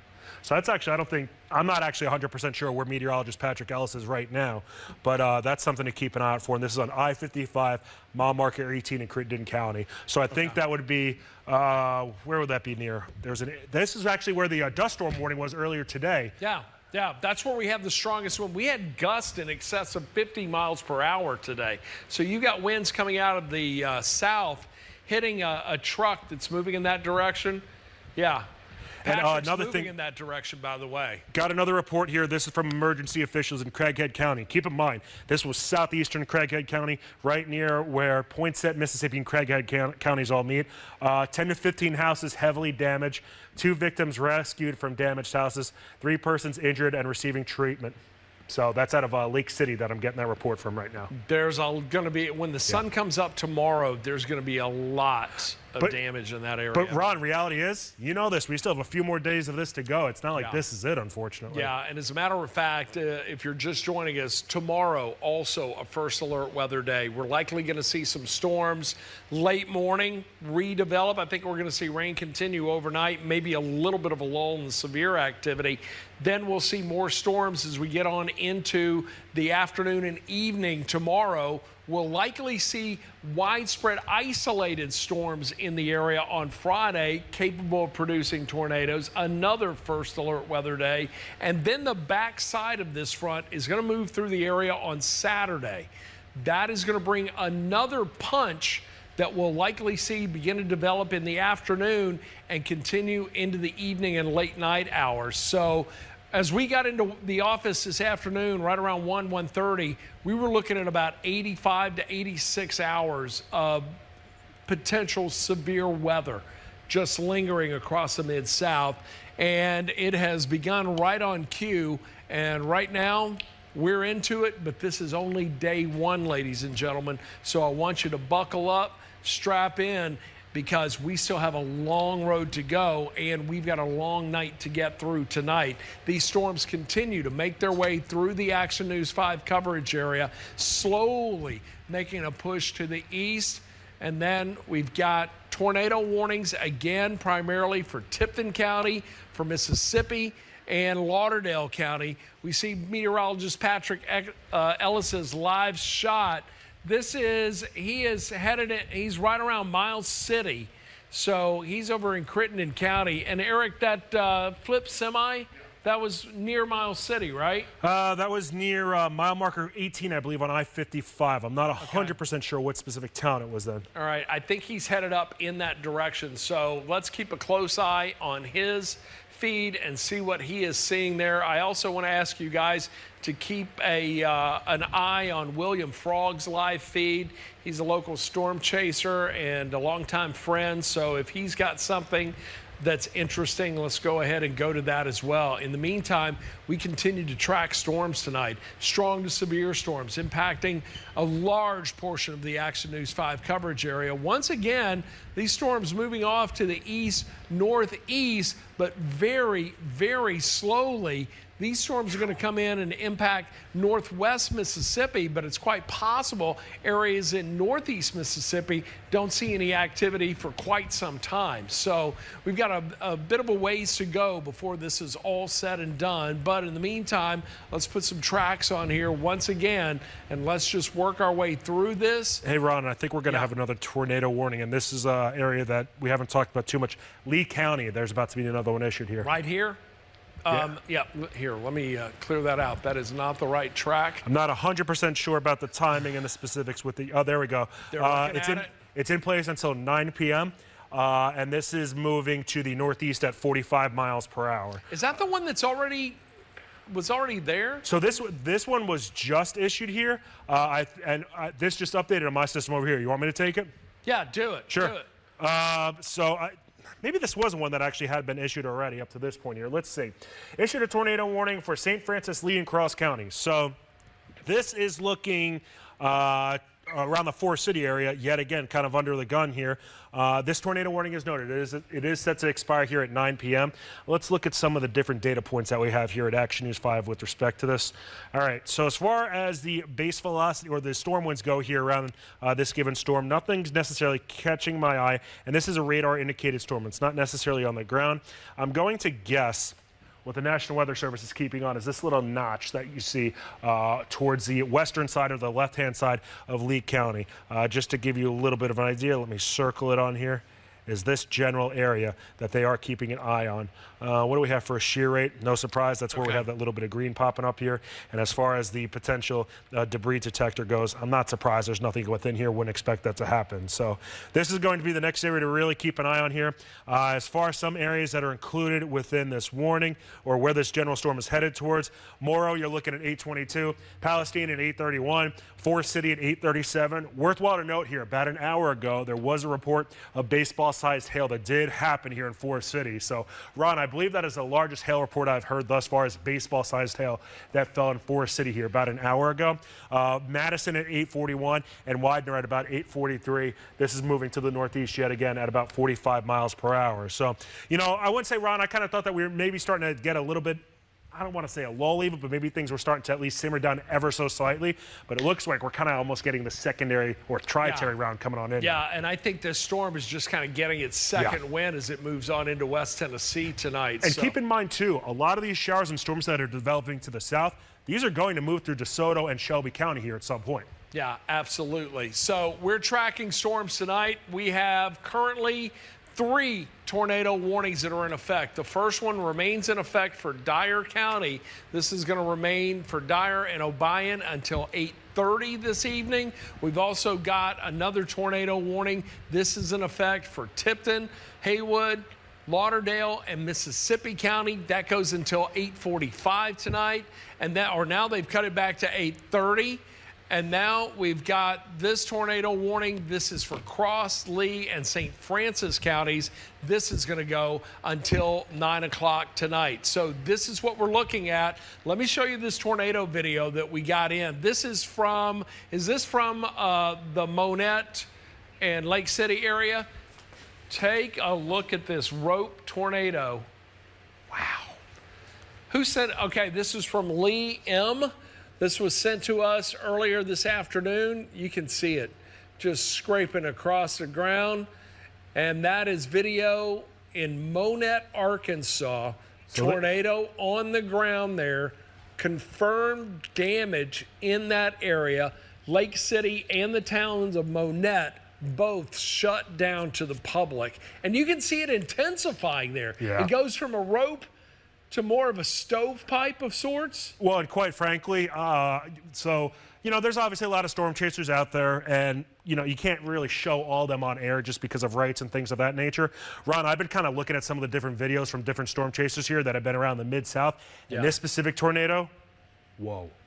This was one of the most ominous radar signatures that I think I've seen in my career. And keep in mind, too, Ron, how far away this was from the radar for some of that debris to get lofted as high as it looked like it was. Yeah.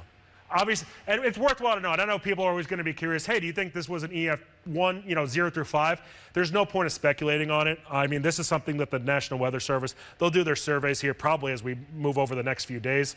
But, man, look at just the intensity of that video. You can really see it getting bigger here.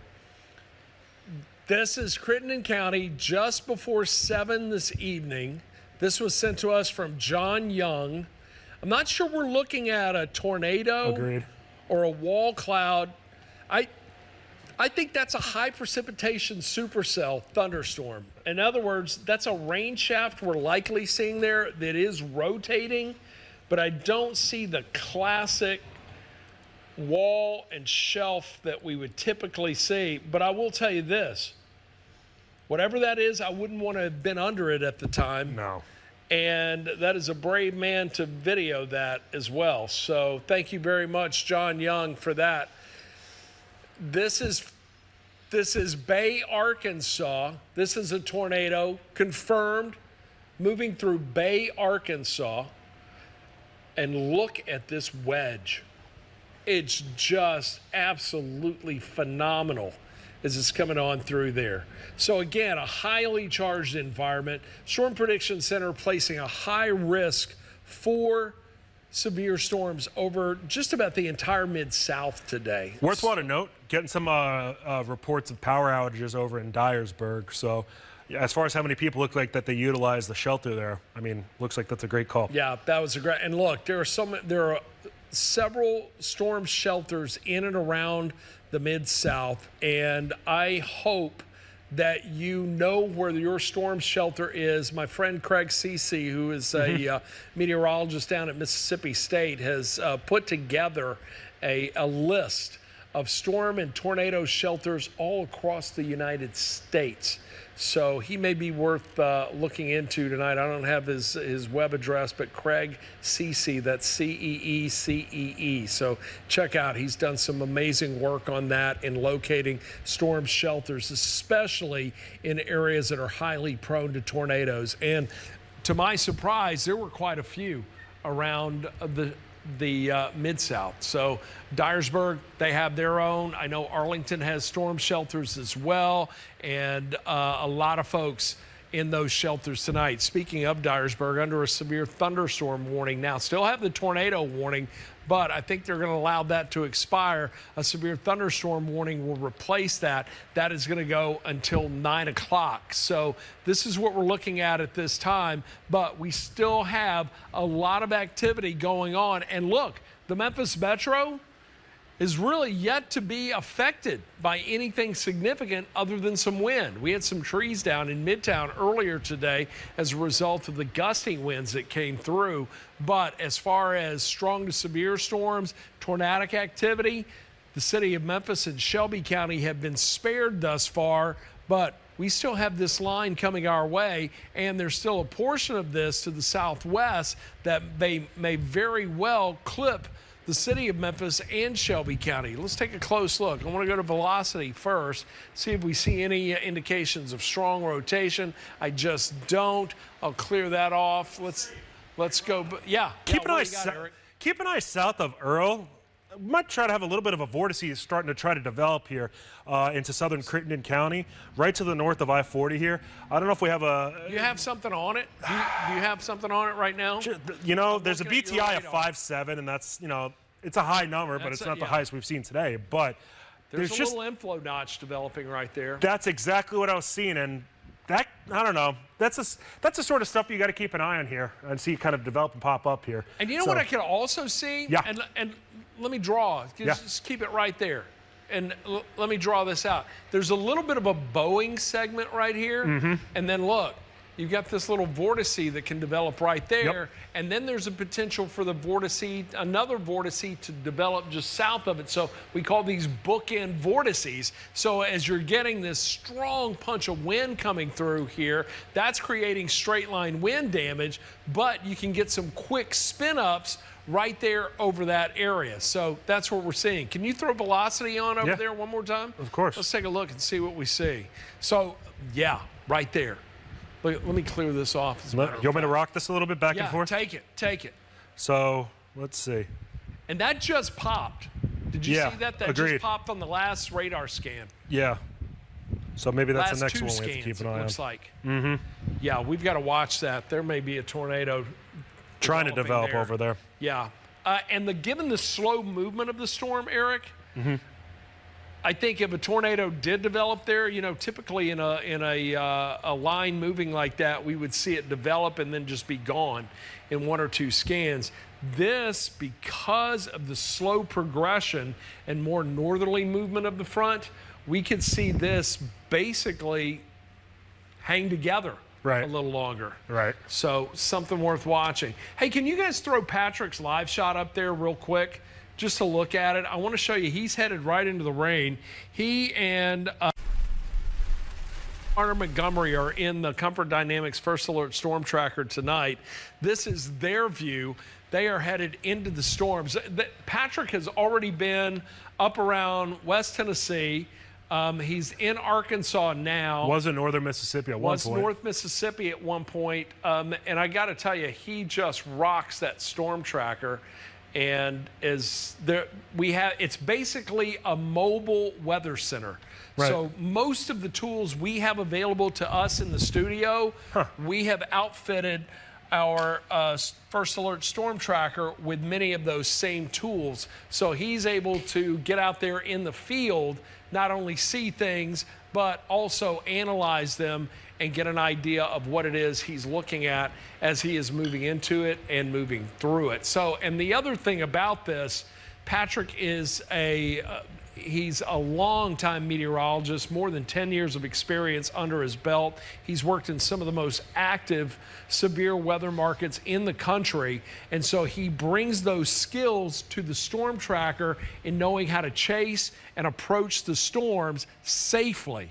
So he and Garner Montgomery tonight teaming up to really bring us some dynamic images as they are making their way onto the next storm. We'll check in with him in just a moment when he's got something for us. In the meantime, let's go back. Let's start tracking some more storms, shall we? We are starting to see a transition to severe thunderstorm warnings, which is good news, but at the same time, because these severe thunderstorm warnings have basically been producing tornadoes with little to no warning, we still have to treat these severe thunderstorm warnings as they were tornado warnings. So right now, I see a severe thunderstorm warning for Shelby County. This is that Bo Echo we were looking at moments ago, Eric. You gave the tip of the hat to that. So Crittenden County, Mississippi, Shelby, and Tipton County under a severe thunderstorm warning until 8:30 right now.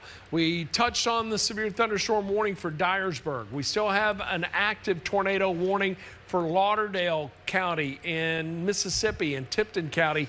That's going to go for until 8:45. So we've got another 18 minutes on that one. Checking the one that's moving through Forest City right now. Tornado warning remains in effect there for Lee, St. Francis, and Cross counties. That's going to remain until 9 o'clock tonight. And then we're watching storms that are just to the south and southwest of that as all this activity is moving on through. We're looking at hailers. The last system we dealt with on Sunday produced a lot of hail. We got a tremendous amount of hail. We've seen some pretty decent hail signatures tonight, but this has been more about the wind and the tornadic activity. So this is the one, the tornadoes really impacting the area the most. The hardest hit thus far has been right around Craighead County near Monette. Let me step out of the picture here. I want to zoom into this. So Lake City and Monette, Arkansas took a direct hit from a tornado this evening.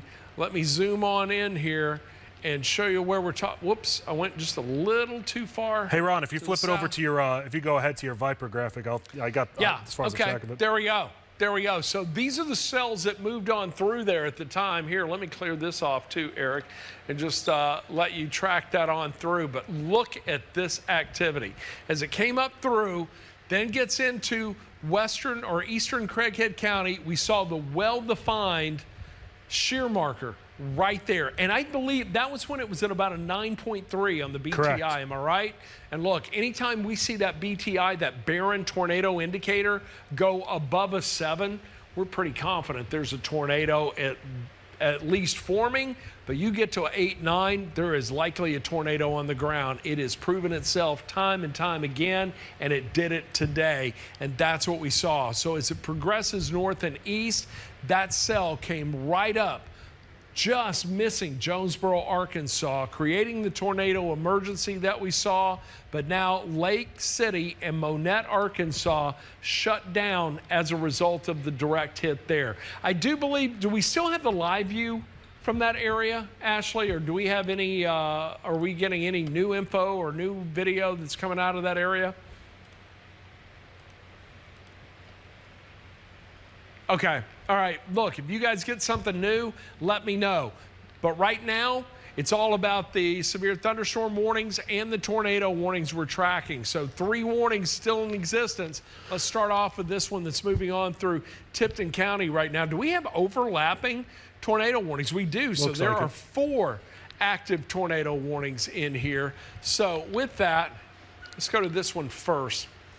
Oh, that we just lost one. It expired at 8:30. This is the one that's going to go until 8:45, I do believe. So, Covington, you got about another 15 minutes for the warning itself, but we can't let our guard down by any means, simply because the potential for more tornadoes to develop still remains with us. I'm going to clear this off. I want to put a track on here. Let's see if we can identify the area of potential rotation.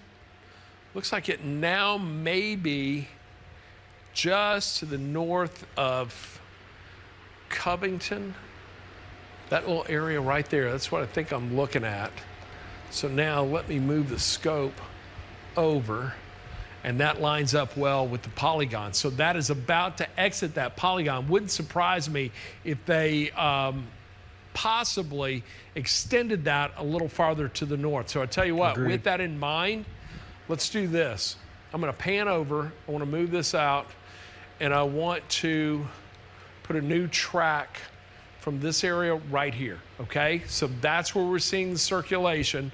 So let's put a track on that, and let's show you where that's going to go. So it is about to exit the polygon, the tornado warn polygon. The big question is, will there be a warning to extend or a new warning to cover Crockett County, Northern Haywood County, Lauderdale County? So Cherry, it's going to be in there at 8:34. We'll see that circulation move through Henning at 8:43. Should get into Ripley at 8:49. Central at 8:53. Then into Nutbush at 8:57. It's going to move into Gates at 9:03. Belle Eagle 9:11. And then we'll see it move into Maury City at 9:15. I want to go back to Patrick. I understand he's got a great shot. I think he's got a shelf cloud. He's right outside Marion, Arkansas. Let's take a look at it. Oh, wow.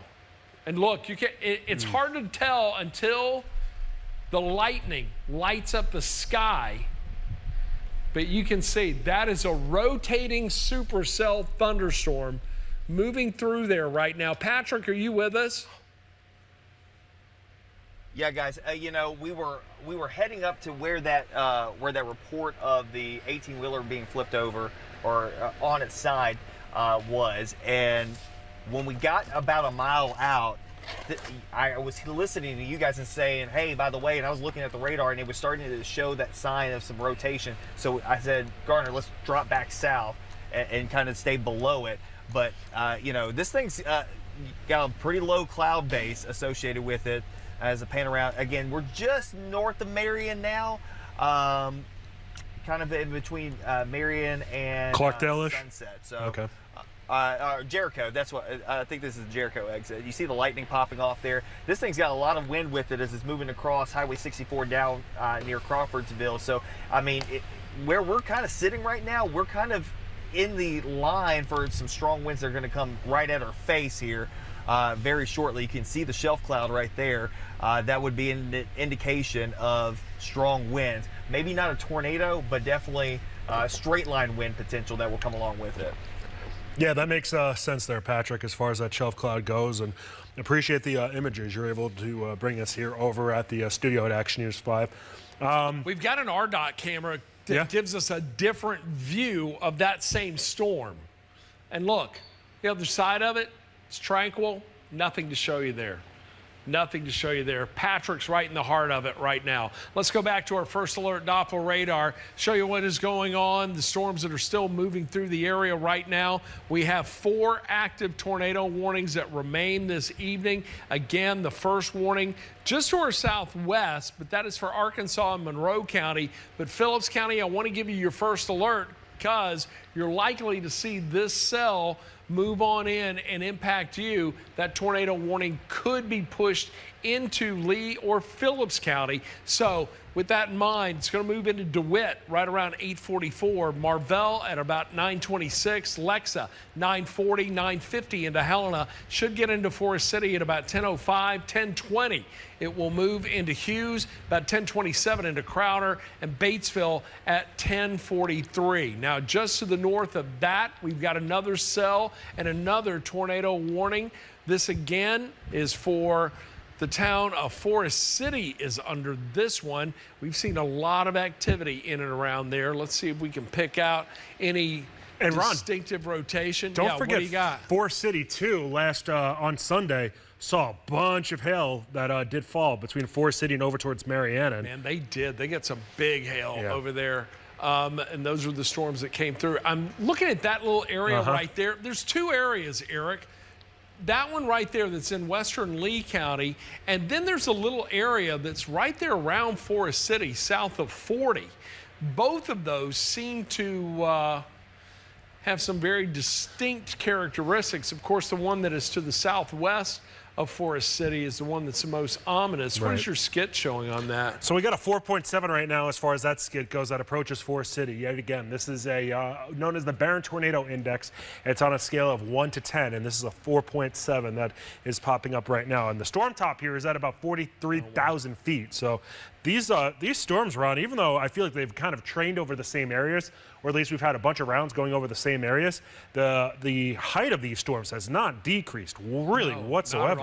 Not at all. These are maintaining high. And look, those are those strong upward vertical velocities that we were looking at, because basically we've got all this warm air that's just being sucked right up into the atmosphere, and this is what is feeding all of this. So you got very cold area, very cold air aloft, but then you get that warm air mixing in from the surface, and that's what's creating the big problems. Let's see Patrick's latest shot right now. I hear it's looking pretty good, or starting to intensify a little bit. Oh, wow. Yeah, we're seeing a lowering cloud deck. Is that on the ground? No, those are, okay, that's trees. Those are trees. Those are, okay, trees in the distance. That's what I saw. Yeah. So what we're seeing here, that's the underneath of the shelf. That's what we call the whale's mouth. And that's what's coming over right now. So we're probably about to get some pretty gusty winds. It's about to cross I-55 here, again, near Jericho. It's moving off towards the east pretty rapidly. That's under the severe thunderstorm warning. So this is a severe thunderstorm warning, again, primarily from the wind perspective. But we're right on the apex, or the very edge of that severe thunderstorm. And if you look straight ahead, you can see the wall of water that's about to come straight across I-55 right here. You guys encountered any flooding, Patrick, while you've been out tonight? You know, some roadway flooding, typical, low spots, and, the grooves in the roadway and stuff like that, but not anything of note just yet. I mean, we're early on in the event. Let's think about that for a second. Yeah. This is the beginning of a long duration event when we talk about this, when it comes down to the flooding, and that will become more of a concern, I think, over the course of the next several hours, especially as this front lays down, stalls out basically on I-40 tonight, and then tries to work its way northward later on. Starting to hear the wind picking up here. Again, we're in east central Crittenden County. And of course, the heavy rainfall now beginning to move here. But I mean, this thing has had so much lightning with it. I mean, it is lighting up the sky. Yeah. And that in of itself can get folks a little worked up as well. But the winds, you can kind of tell when we zoom in right there, the wind is blowing directly at the front of the truck. We had lightning strike a tree here in Midtown today. You would not believe the look it left behind on that tree, Patrick. So the power of lightning, tremendous. And yeah, as you mentioned, lots of it tonight. Brand new tornado warning just issued moments ago. This is for Lee County. National Weather Service just issuing that. We were looking at that cell right there around Forest City, but they were also picking up on that other area that we were looking at. Let me throw the scope on here, and there's a little bit of rotation right here. Yeah, you can see that area right there. That is in western Lee County, so that was giving us a little concern. This one right here seems like it's falling apart to some degree, but let me clear this out and let's put a track on that portion. And by the way, the new tornado warning for that county, that is for Lee and St. Francis counties, that's going to go until 9:15 tonight. So with that in mind, let's pop this up. Let's put a track right here and let's take it off to the east. And look, if a cell is going to impact the Memphis Metro, it's likely going to be this cell right here because it is making a beeline in our direction. So Aubrey at 8:44, Mariana 8:56. Then it moves into Forest City at 9:11. Should get into Widener at about 9:17. We'll see it then move into Council at 9:21. Then 9:26 into Hughes. Tunica Resorts, it will move into your area at 9:34, and then we're going to see it get into Parkin, Arkansas right around 9:43. So new tornado warning tonight. We've got another one that is just to the north of that. That tornado warning, I do believe, is set to expire at 9 o'clock. So another 20 minutes left on that one. Then the one just to the south of it, that's going to go until 9:15. Let's move up the Mississippi River here. Take a look. And by the way, we still want to keep a close eye on this one that's just to the west of Phillips County. That could impact you over the next 45 minutes or so. So let's take a look a little farther north. Again, Memphis and Shelby County, we have fared really, really well, but we still have a severe thunderstorm warning in effect right now, and that is for, and it's a large polygon, it is for Crittenden, Mississippi, Shelby, and Tipton County. That's going to remain until 9:15 tonight. The main concern with this is wind. We've already seen a lot of power outages around the Memphis Metro, and I imagine that's going to lead to more as that comes on through. Now we're watching two more tornado warnings that are in our area, and this one right here, that is for Tipton and Mississippi County, as well as a portion of Lauderdale County, southwestern Lauderdale County. That goes until 8:45, so you got about another 4 minutes on that. It'll be interesting to see if the National Weather Service decides to extend that or just let it expire. I'm looking for areas of potential rotation. Don't see anything there, but I do see a little something right here. And we do have an active tornado warning that remains in effect right there as well. And that is another warning that is just to the west of that. Let me clear this off and give you the first alert on this one. That is for Crockett, Haywood, Lauderdale, and Tipton counties. That's going to go until 9:15 tonight. So let's put a track on this and show you where that cell is going to go. Once again, let me take a close look one more time just to make sure I'm identifying the proper area of potential rotation. Looks like it is right there.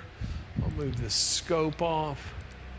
Here we go. Yeah, so with that, let's track it from right here and take it off to the north and northeast. So Ripley, 8:46. Then that's going to move into Gates at 9 o'clock. Again, the center of circulation, that's what I'm tracking. The leading edge of that and the potential for some hail is going to move in ahead. But as far as the rotation, that's going to come into Gates at 9 o'clock. It'll move into Maury City at 9:13.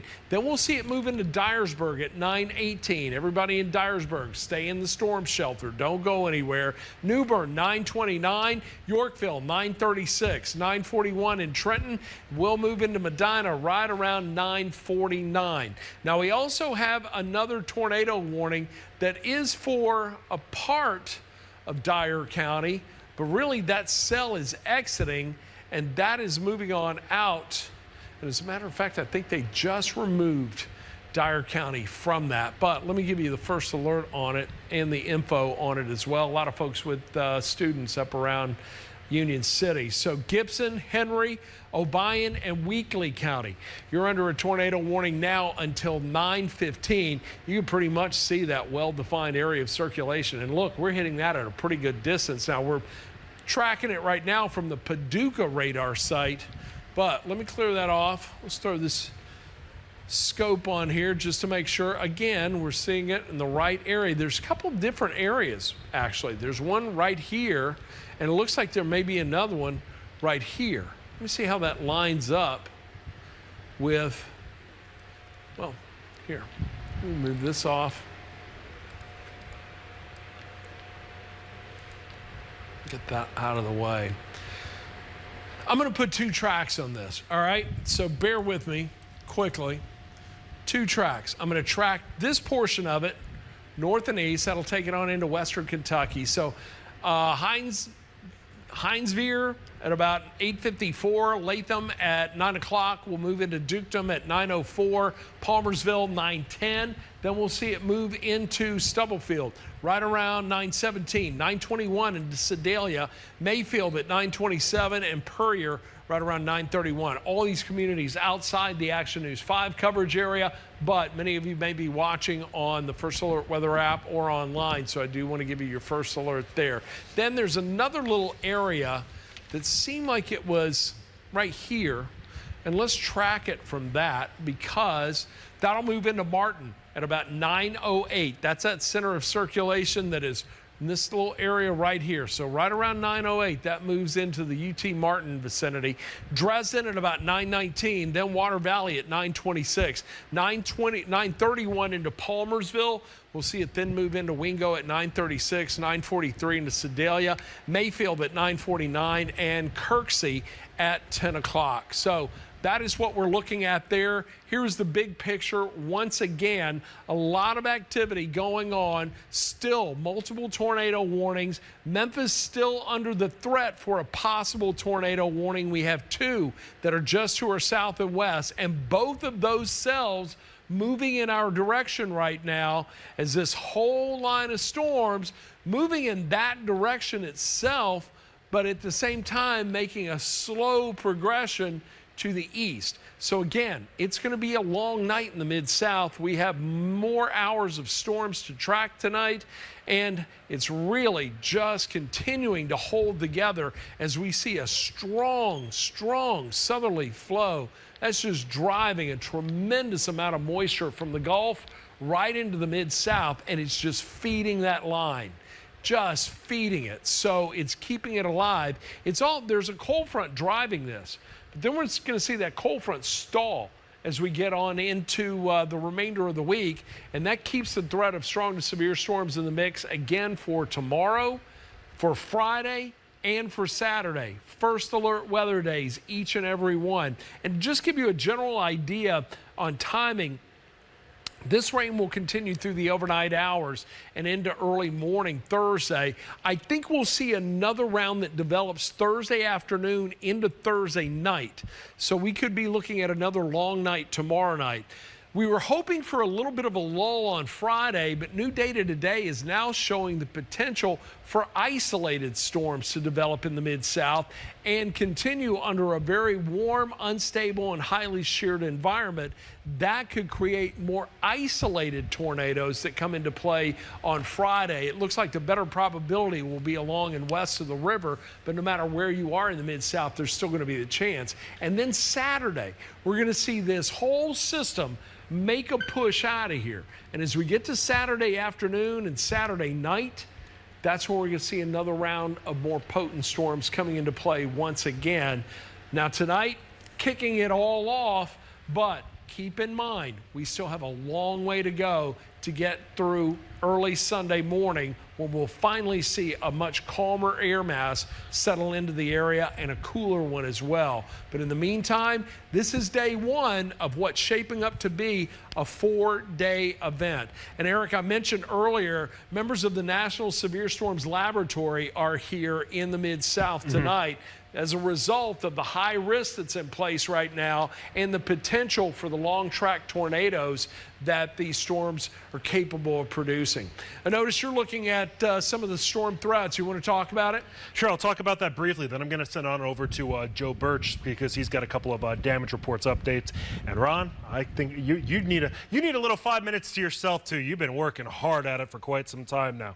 All right, as far as what we have going on in the Mid-South right now, the area that I am keeping the closest eye on is in southeastern Lauderdale County here. So right now, if you are following us here at Action News 5, you see that there's a spinning little red thing that's going on right here. This is an indication that there's at least some rotation going on in the sky. Notice too, if you look further to the north, that there's an even taller one back there. That means that it's a better chance that there's something going on as far as a potential tornado that's on the ground here. So I'm going to put it back out here as far as just the overview of things here across the Mid-South. What we're going to do is turn around and put the reflectivity on here, or the Doppler radar back on, and you can see where some of that heaviest rain is falling right now and where we have seen some of those showers and thunderstorms. If I completely turn this off and we put on the warnings here across the Mid-South, they still do stretch all the way from western Kentucky pretty much into the central portion of Arkansas. For the most part, these are tornado warnings, but there are some severe thunderstorm warnings that are embedded as well here. As far as the timing on some of this stuff, with those warnings, a lot of these, they're just going to continue to cycle themselves here as far as the severe thunderstorm and tornado warnings are concerned. There's nothing I will say at this moment that is catching my eye significantly that I do think we have to worry about a potential tornado on the ground. All these tornado warnings are radar indicated here. Still worthwhile to kind of just go back and forth and check the different things like our rotation detector and our debris detector here to see if there's anything popping up. Unfortunately, that doesn't look to be the case here as far as the Mid-South is concerned. As far as the best potential for there to be one, I would say it would be into eastern Lauderdale County and just to the south of Ripley more specifically. So I'm going to send it on over to Joe Birch. I know you've been sitting here at the anchor desk kind of keeping tabs on things. Joe, what do you have as far as some of those different damage reports here around the Mid-South? As you know, northeastern Arkansas has taken the brunt of the damage from confirmed tornadoes tonight across the Mid-South, and they are throughout the northeastern Arkansas region. From our colleagues in Jonesboro, we hear there is confirmed damage in Bono, Arkansas, Corning, Arkansas, as you've been reporting, Lake City and Monette, Arkansas, very significant damage. Leechville, Arkansas, Painway, Poinsett County also suffered damage, as well as Randolph County. Now, the National Weather Service describes the tornado activity that struck Lake City as, quote, catastrophic. The Craighead County 911 reports that highways 18 and 135 in eastern Arkansas at Lake City and Monette are completely shut down due to multiple power lines, electric poles, and houses across the road at Lake City and Monette. That road is completely shut down, and they're asking everyone to stay away from that area. 3 injuries in Monette that we have confirmed so far. People are urged to avoid Lake City and Monette. The West Side Consolidated School District in Bono, Arkansas sustained damage. According to school officials, classes have been canceled for tomorrow. And the Harrisburg mayor, Justin Kimball, reports downed power lines on streets there. Randolph County Sheriff Kevin Bell confirms damage on Trinity Road and near the Black River Technical College and the Duck Levee Road near Reno. And so there's just tremendous damage across northeastern Arkansas. And I wanted to tell you about here in the city of Memphis tonight. Oh, let me tell you about Craighead County Office of Emergency Management. The area affected by the tornado in Lake City and Monette. Sources at the Craighead County Office of Emergency Management, 10 to 12 homes damaged at Lake City, 4 minor injuries, and in Monette, at least 3 injuries, and crews are responding there in those towns of Lake City and Monette. Now, closer to home right here in Memphis, you should know that the inclement weather shelter is open tonight at the Hospitality Hub that's located downtown. I'm going to tell you a phone number here if you want to grab a pencil and write this down, or maybe put it in your phone. They're at 590 Washington downtown. If you know somebody who's unsheltered tonight, nobody needs to be out in this weather. The number 901-730-1736. So Governor Bill Lee of Tennessee has declared a state of emergency for the state of Tennessee in advance of this very serious weather that is advancing into West Tennessee at this hour. And at this time, I'm going to send it back to Eric Brill as we continue to monitor damage and other effects of the storm. Let me say one more thing.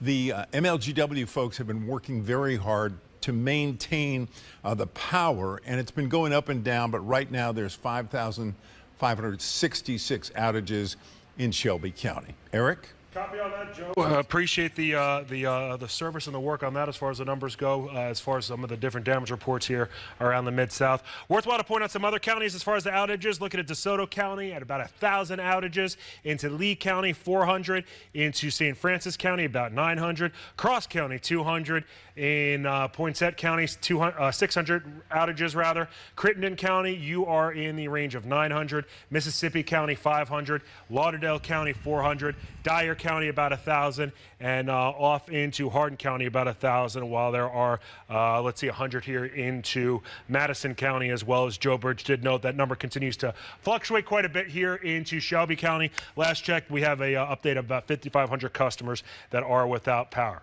All right, let's dive back into it as far as what we got going on here with the weather here across the Mid-South. I'm meteorologist Eric Brill. The time now is 5 minutes to 9 o'clock. Hopefully you are staying safe out there across the region. We certainly have seen a pretty rough day, a pretty rough evening here of weather around the Mid-South, but we still have a few days to go before this event is going to be done and over with. Really, it's not until Sunday that we can finally confidently feel like we're out of the woods here. So trust me when I say, First Alert Weather Team, we can't wait to get there. As far as we have as with the one that we're keeping an eye on the most, as far as the different clusters of showers and thunderstorms here around the Mid-South, looking just around the Ripley area, there is a BTI number that's at a 7.2. That's the one that is catching my eye the most right now. Looks like that storm's trying to cycle up and become a little bit stronger. That's actually associated, and one of the storms that meteorologist Patrick Ellis had been tracking here all the way into northeast Arkansas, into Crittenden County. This is moving off to the northeast at about 60 to 65 miles per hour. If you're over in Gates, heard Chief Meteorologist Ron Childers talking about it. 9:02 is your time frame. Halls rather at 9:04. Friendship 9:12, as well as Dyersburg at 9:12. New Bern at 9:20, and Yorkville at 9:24. Down to the southwest here, a little bit closer to the Mississippi River, just east of Turl, another area that is under a severe thunderstorm warning right now for the potential of 1 inch in diameter sized hail, as well as 60-mile-per-hour winds. This is racing off to the northeast here at about 60 miles per hour as well. If we take a wide view of things, down to the south into Lee and Phillips counties, another area that has seen maybe not quite as strong of storms as some of those areas up to the north have, especially into Phillips County. But with that said, we have another severe thunderstorm warning that has been in place and is issued here for this portion of the Mid-South here. So that's those are kind of the general things that are keeping an eye on. We don't have any confirmed tornadoes that are on the ground right now, so there is at least good news embedded within that here. And if you're in northern Mississippi, you certainly did see some showers and storms here earlier this afternoon and evening. Right now, you are looking pretty high and dry. But Ron, I'm just kind of keeping an eye on the radar here over into Tunica, DeSoto, Tate counties. It looks like we're trying to get some more discrete cells starting to pop up here just a little bit. I think this system's going to get a late night punch. As a matter of fact, forecast models were showing it starting to refire between about 9 and 11 o'clock tonight.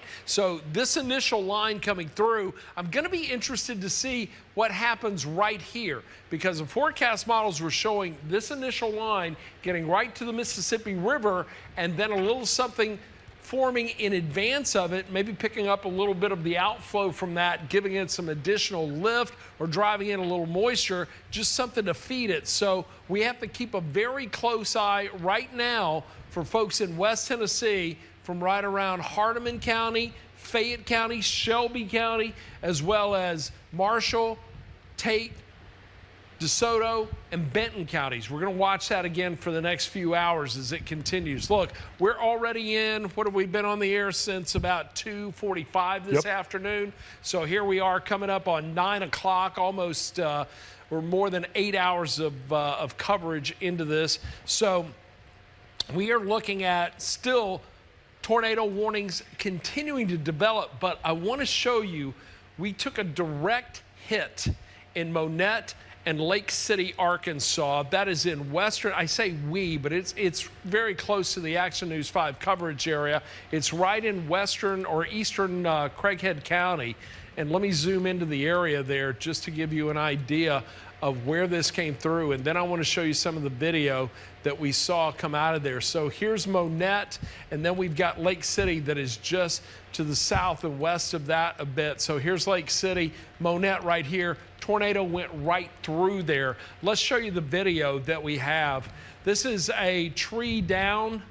You see some damage to a home there. It looks like the portico may have been ripped off, or maybe from somewhere else. So that is on Cherry Street in Lake City. Now, this is a live view, I do believe. Am I right? Oh, this is video?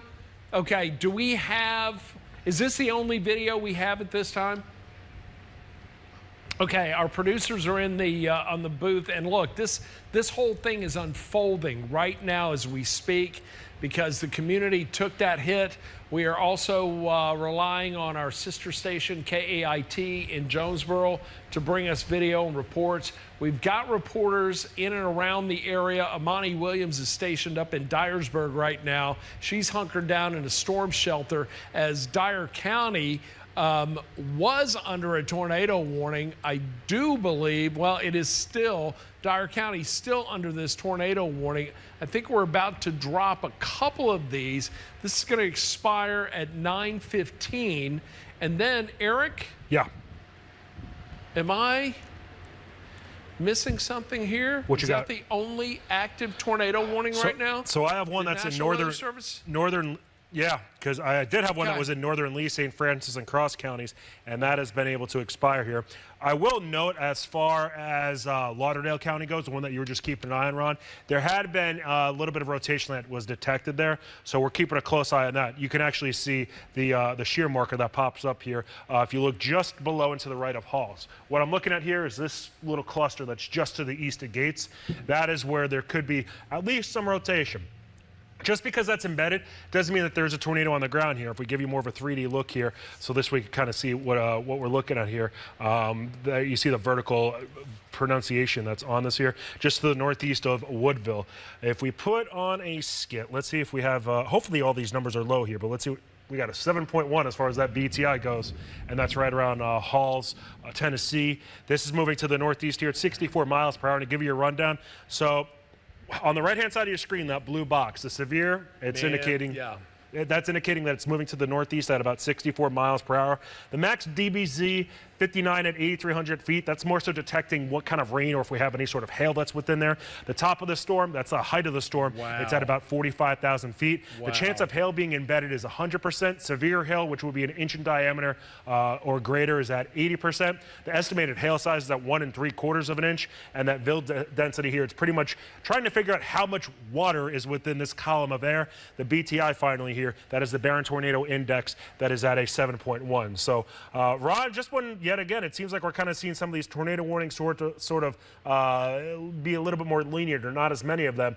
It looks like we still got to keep an eye on this one here, even though it might not specifically hit Dyersburg, Dyer over into Gibson County. Got to keep an eye on that. But folks in Friendship, you need to be in your storm shelter right now. You need to be in your safest place in your home because that rotation is moving in your direction right now. We still have the active tornado warning, as Eric was pointing out there. That's going to expire in about 13 minutes, but that storm's still showing signs of holding together. And with that, here, let me put another track on this quickly and just show you what it is we're tracking. So I'm going to bring that on through. And again, here is the area of potential rotation right there.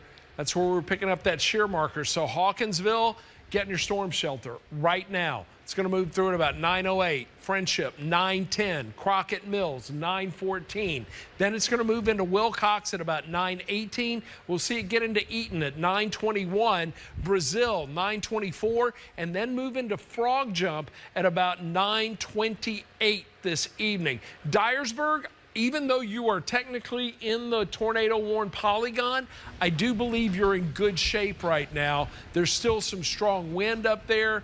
And let's take a look in regard to hail. Wow, this was producing some big hail. Look at that, about an inch in size. So yeah, the BTI on that at a 7. Whenever we see it at a 7 or above, that gives us cause for concern and an indication that there is likely circulation at the very least close to the surface. Once you get to an 8, 9, 10 on that, that's an indication that you definitely have a tornado on the ground, and that has been what we've seen today. But right now the focus for southeastern Dyer County, northwestern Crockett County. Alamo, you seem to be in a good spot right now, but you're still in close proximity to these storms. But things are looking a little better for the entire area. However, Here in the city of Memphis, my main concern right now is the potential for some damaging wind. Joe Birch was going over the power outages that we're dealing with around the area right now. Shelby County still dealing with some as well. And now we're starting to see this severe thunderstorm warning that's going to be in place until 9:15 tonight. That's going to usher in the potential for some stronger winds to come in from the west. That could lead to more trees down, in turn taking down power lines and knocking out power. So if you are east of this area right now, I want you to charge all of your mobile phones, your tablets, your computers. If you're up around Haywood County, Crockett County, if you're in Madison County, anywhere in West Tennessee, make sure all of your electronics are charged. And look, we're getting to 9 o'clock. A lot of folks are going to start going to bed soon. You got to get some sleep. And know that we're going to be tracking this through the overnight hours. We'll be giving you your first alert, but I want you to be able to have methods to get that. And in other words, you need multiple ways to get warnings, especially in a tornadic environment. We can't always rely on sirens. It's oftentimes you've got heavy rain, wind, whatever, you may not be able to hear them. So you need other ways to get warnings. And the best way is with the Action News 5 First Alert Weather app. It's for Apple and Android products. And if you go to your app store, you can download it right now. Just search WMC. You'll find it right there. It's free. Download it. And if any warnings go off in the late and overnight hours, you're going to get your first alert right there. Also, if you have a weather radio, it hasn't been in use in a while, make sure it's plugged in, make sure it is turned on, make sure the volume is up, and make sure it has fresh batteries. Those batteries are a backup in the event that power goes out, and we can still deal with additional power outages as the evening continues. So here's what we're looking at right now. Again, we've got these severe thunderstorm warnings that are continuing across the area. But mainly, again, severe thunderstorms, and our main concern with these are the potential for wind. Can't rule out the possibility of a quick spin up, but I am encouraged by the fact that I've not seen any new tornado warnings in the last few minutes. But notice the wording is still there that a tornado is possible. So this warning is going to remain until 9:30. We're going to see the warning continue for Shelby County until 9:15. We go just to the north of that. I think the warning for Dyer County. Oh, yeah. So now a flood warning. And this is where things are going to get interesting, Eric. This is when we start to transition from a severe event into a flood event. And Ron, we're about to have the National Weather Service. They're currently drawing up the lines for a flash flood warning that is going to include Shelby County, including the Memphis Metro. So while the rain really up to this point hasn't been we haven't really seen much rain here in Memphis. It looks like we're starting to get that line to really sort of approach us and eventually move over us here. And that's where we could really start seeing some issues, especially in those low-lying areas at first. Right. And look, I know it's late, it's dark, but if you're in an area that's dry, there's no lightning out there, and you're ahead of this line, and there is a drain or drainage, drainage ditch, whatever you want to call it, just make sure it is clear and that water can flow through it. Make sure there's no debris clogging it or over it. Take some time right now if you can, and you can do it safely, because moving the water out of here is going to be essential, because we are still on track for a tremendous amount of rain in the coming days, and we're going to see this continue, as I mentioned, well into the weekend. So we've got another round of severe weather coming our way tomorrow. Could even see 2 rounds, one in the morning, another late afternoon and evening. I think we're going to be in for a long night tomorrow night. We're looking at isolated to widespread, strong to severe storms on Friday, and then another round Saturday. So a lot of rain is going to fall, and it is quite possible some parts of West Tennessee, northeastern Arkansas, could see up to 12 inches of rain. Memphis on track to see anywhere from about 5 to close to 10 inches of rainfall as this system moves through. So I want everybody to be aware of that. Eric, you've got a pretty good view of the rainfall just so far today, just in the last 12 hours, those are some impressive rainfall amounts. You know, and even, Ron, if you flip it over to the past 6 hours even, I was wondering if that was going to be a little too quick in time here. But even that's been it. There's been a whole heck of a lot of rain. So don't forget, folks, we had a whole entire cluster of strong and severe showers and thunderstorms and even tornado warnings that did move through northern Mississippi and western Tennessee. And those allowed for some rain to fall here. Didn't have any confirmed tornadoes, I do believe, on the ground out of those. But we definitely did have a bunch of hail reports that did come out here between northern Mississippi as well as western Tennessee.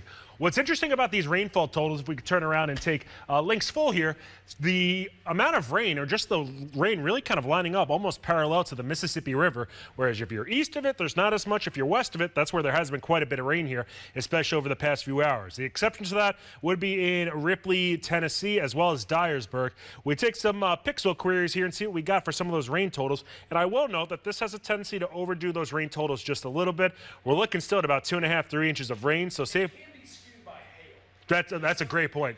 That's a great point. There's a lot of hail out there, so that can skew the rainfall amounts. So that was Chief Meteorologist Ron Childers noting that it could be skewed a little bit by hail, as far as pretty much that this radar is detecting that the rain fell and hail fell, and it's detecting as being pretty much that much rain that actually did fall. So that's a great point, Ron. I still think it's close to about 1.5 to 2. Yeah, we had the same thought process with that here. Yeah. And most of that really being west of the Mississippi River at this point, because really in northern Mississippi, we haven't really seen much rain here over the past 3 hours at this point or so. So at least there has been a little bit of a lull there.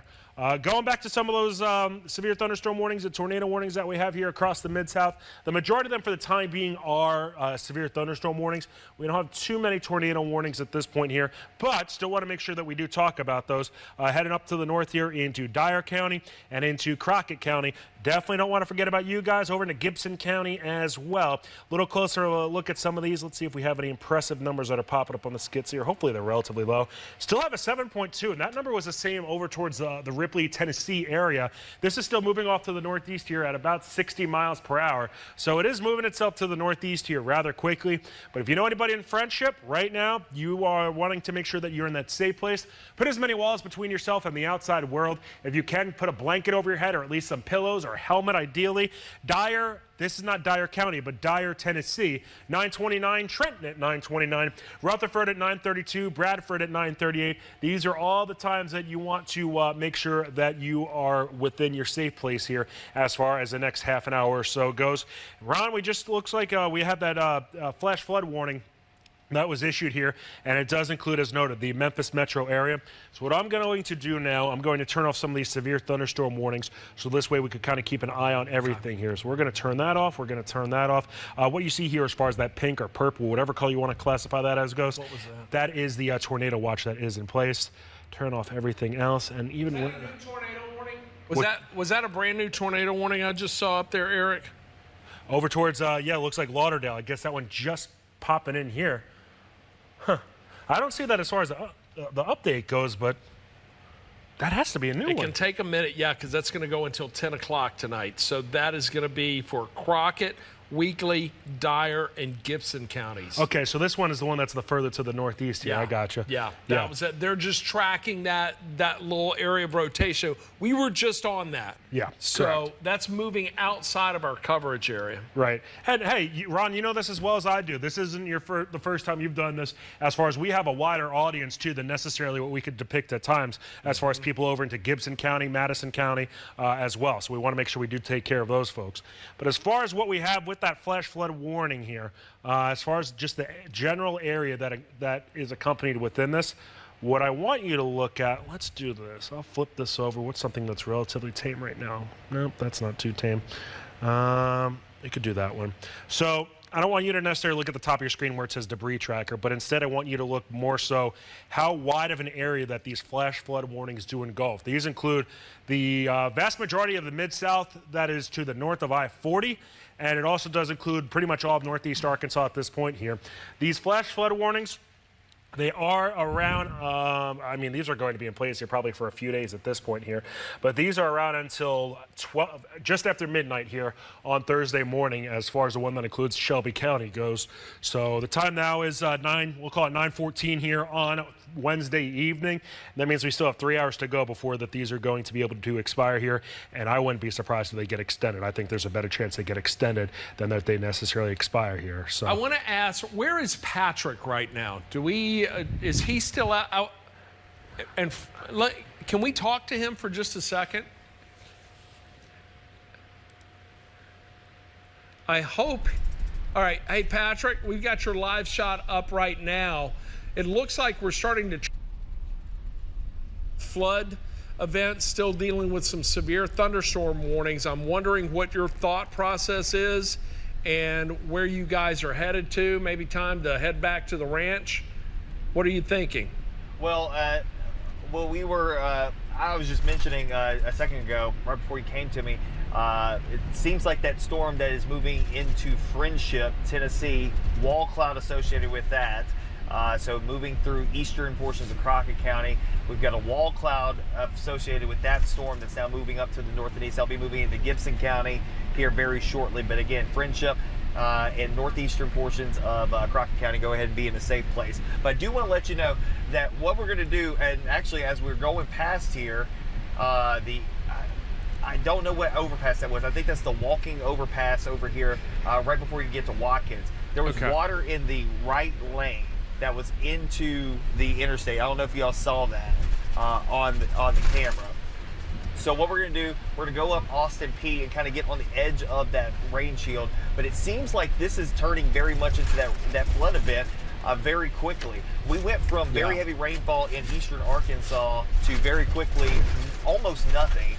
And it's kind of back and forth here as we're moving up through Shelby County. So tons of lightning, and now we're transitioning from not necessarily full-on severe weather, though there will be some embedded severe weather.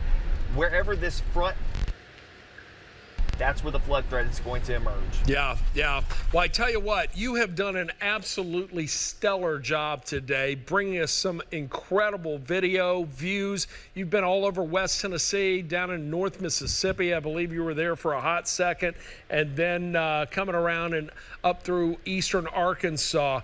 But we still have a long night to go. Eric and I are tracking these storms here, and I'm thinking maybe it might be a good idea to bring you and Garner back to the station, because we still got to get through the morning tomorrow as well, and it'd be nice to let you get some rest and then be raring to go. And by the way, for those of you watching at home, Patrick Ellis has been up since about 1 a.m. this morning. So it's been a long day for him, and we still have 3 more days to get through. Again, an amazing job tonight. Thank you for the work you've done and for the views you've brought us and really just taking us to the storm tonight. So thanks a lot for that, Patrick. We certainly appreciate it.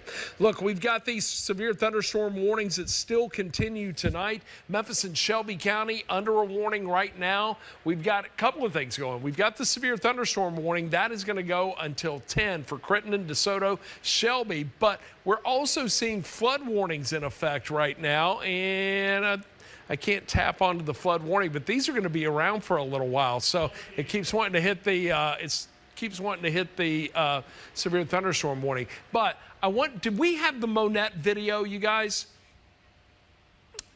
I want to show you this video. This was from X tonight, and this was sent to us, I believe, by Dave. Am I right? Is that the video we have? It is. This is the Lake City tornado. Okay, here we go. So this is from Kyla Yancey. This is the Lake City tornado that devastated that community. Yeah. Absolutely devastated it.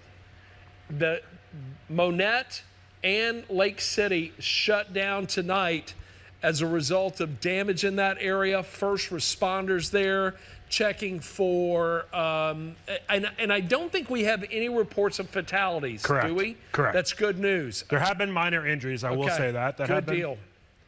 And for those of you that don't know, as far as where Lake City, Monette are, those are in eastern portions of Craighead County here. If you don't know where Craighead County is, that's where Jonesboro is. If you don't know where Jonesboro is, you're going up about, what would you say, Ron?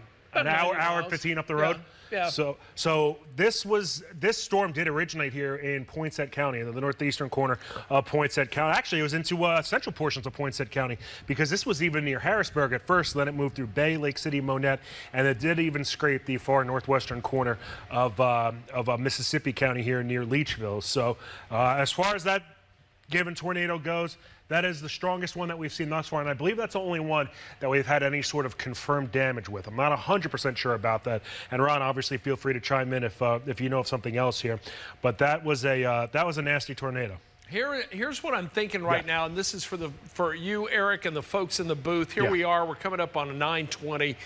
We have, I do believe, covered up all of our new Chicago episodes tonight, and hopefully we're going to be able to re-air those, and we'll get a statement out to you all on that. But we are getting a little close to 10 o'clock tonight, and I think it would just behoove us to go ahead and stay with this through 10, and then try to start Action News 5 at 10 if there are no tornado warnings that are in the area at the time. So, Eric, you got another 40 minutes left in you to track some more storms. Ron Childers, I got all the time. You know, this is between you and me, me, Patrick Ellis, and everybody else here. We want to make sure we keep everybody safe. I definitely got 40 minutes left for you. All right, good deal, because this is going to give us an opportunity to, A, track these severe thunderstorms. Let's make sure the tornado threat is diminishing. I don't want to stop too soon. I also want to keep a close eye on the heavy rain that is falling right now. And I do want to get to Action News 5 at 10 because, look, this weather has turned into a news event with damage up around Craighead County. We have had multiple reports of tornadoes in and around the area. We've got crews scattered all across the Mid-South tonight. Amani Williams is still hunkered down in the storm shelter in Dyersburg tonight. I think Kim Clark is still at the emergency center in West Memphis, Arkansas, so maybe we'll be able to hear from her as well. But let's go ahead and continue to track these storms up until 10 o'clock tonight. So you guys in the booth that are with us, you folks at home, I invite you to just hang with us and let's watch this because, look, this is about to impact the city of Memphis and Shelby County right now. And quite frankly, over the last, we've had, we're going in now to our 4th week of severe weather. We've had 3 weekends of very active weather. We've seen very little of anything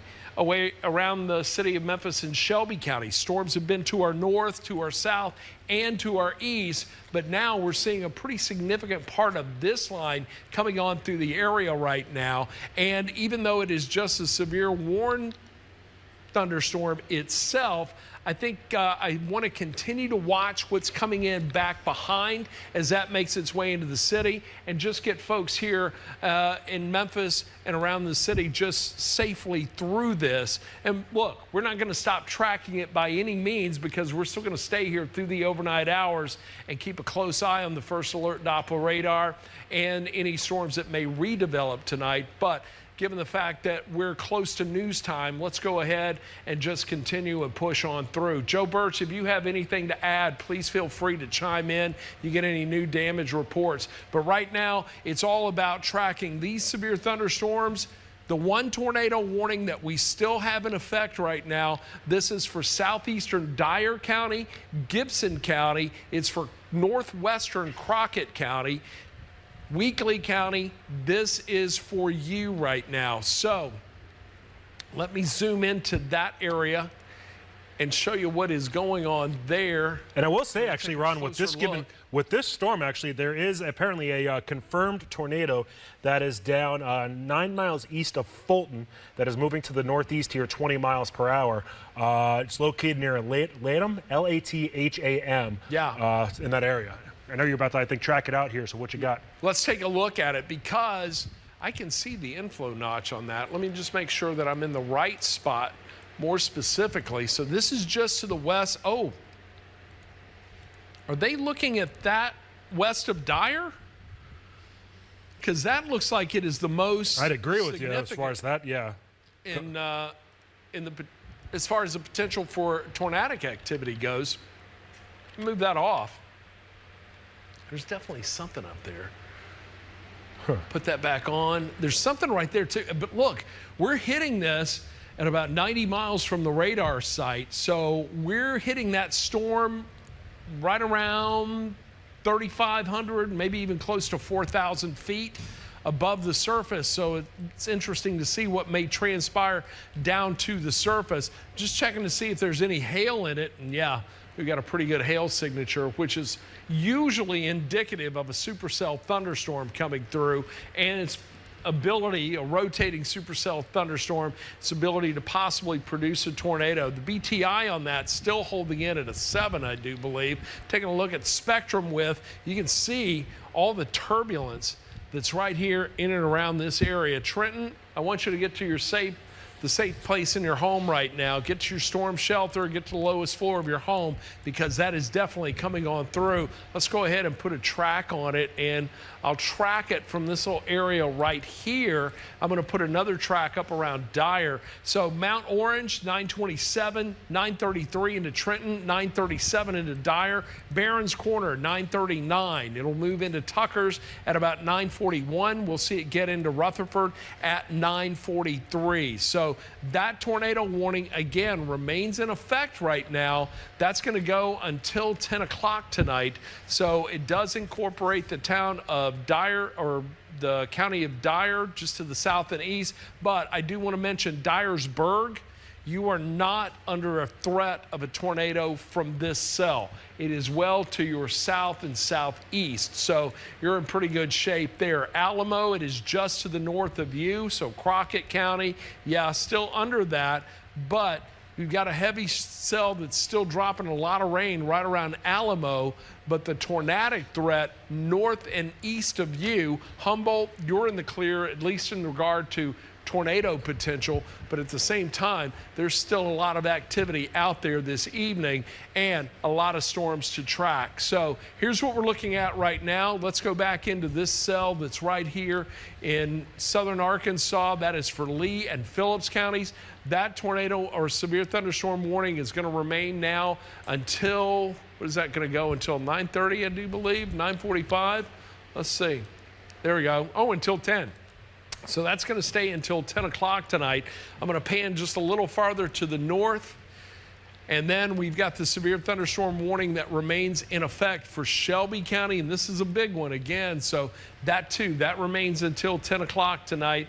And that is going to be, again, for Crittenden, DeSoto, Shelby, and St. Francis counties. So a lot of precipitation associated with this. And look, let's take a look at the rainfall rates, because flooding is really going to continue just to south be a of big Covington. issue. You went to the Look at same that. spot I eyeballed.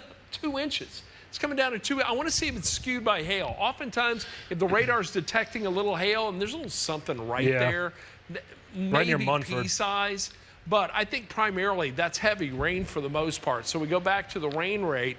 But that's a lot of rain coming down. And then you get right down there just to the, near Drummond's, coming down at about 2.73 inches per hour. Shelby Forest, you're getting some heavy rain right now, just under an inch per hour, but there are some pockets of heavier precipitation, right around 1.5 inches in that area. And look at this, in eastern St. Francis County, we're looking at close to 2.5 inches of rain per hour.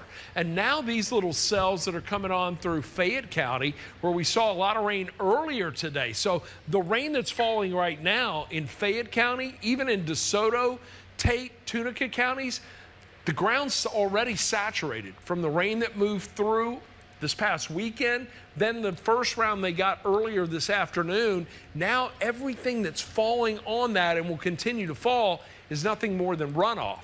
And that's going to lead to the potential for some significant flooding in those areas and really all across the Mid-South. We do have a flood warning that is in, or flood watch, excuse me. We have multiple flood warnings that are out there right now, but the entire area under a flood watch until Sunday. So until 7 a.m. Sunday morning. So we're talking about more days of rain and thunderstorms coming into the area, and the potential for more strong to severe storms again tomorrow afternoon and evening. Friday at just about any point during the day, primarily afternoon hours, I do believe. And then Saturday, we're going to see another round that comes in during the afternoon, continues into the evening and late night hours.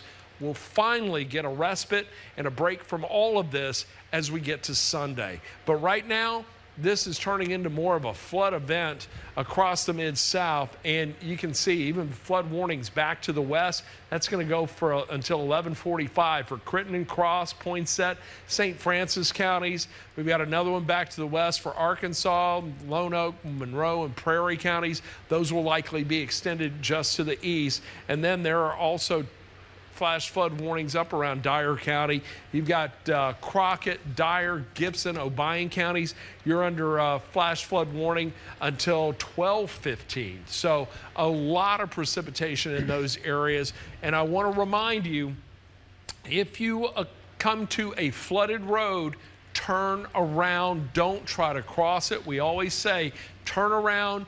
Don't drown, because you can find yourself in trouble quickly. As a matter of fact, it only takes about 6 inches of moving water to sweep a car off the road. That's something to keep in mind.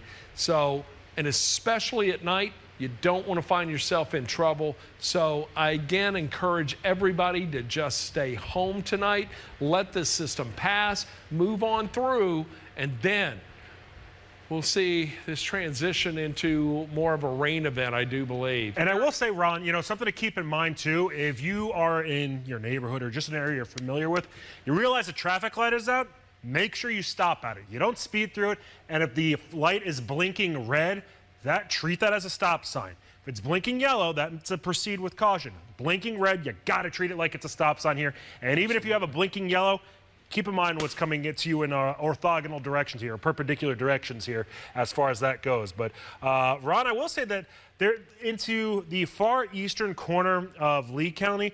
It seems like there's something trying, I wouldn't say necessarily trying to get its act together per se, but there's at least a little bit of maybe broad rotation that's trying to pop up here, at least some strong winds.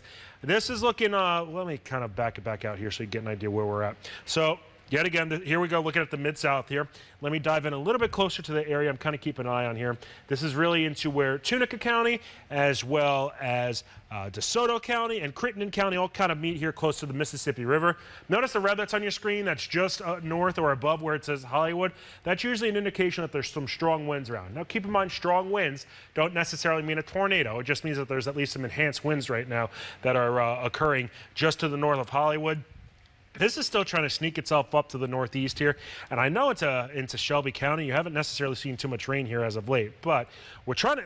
Some of these showers are trying to move a little bit closer to you as of this time.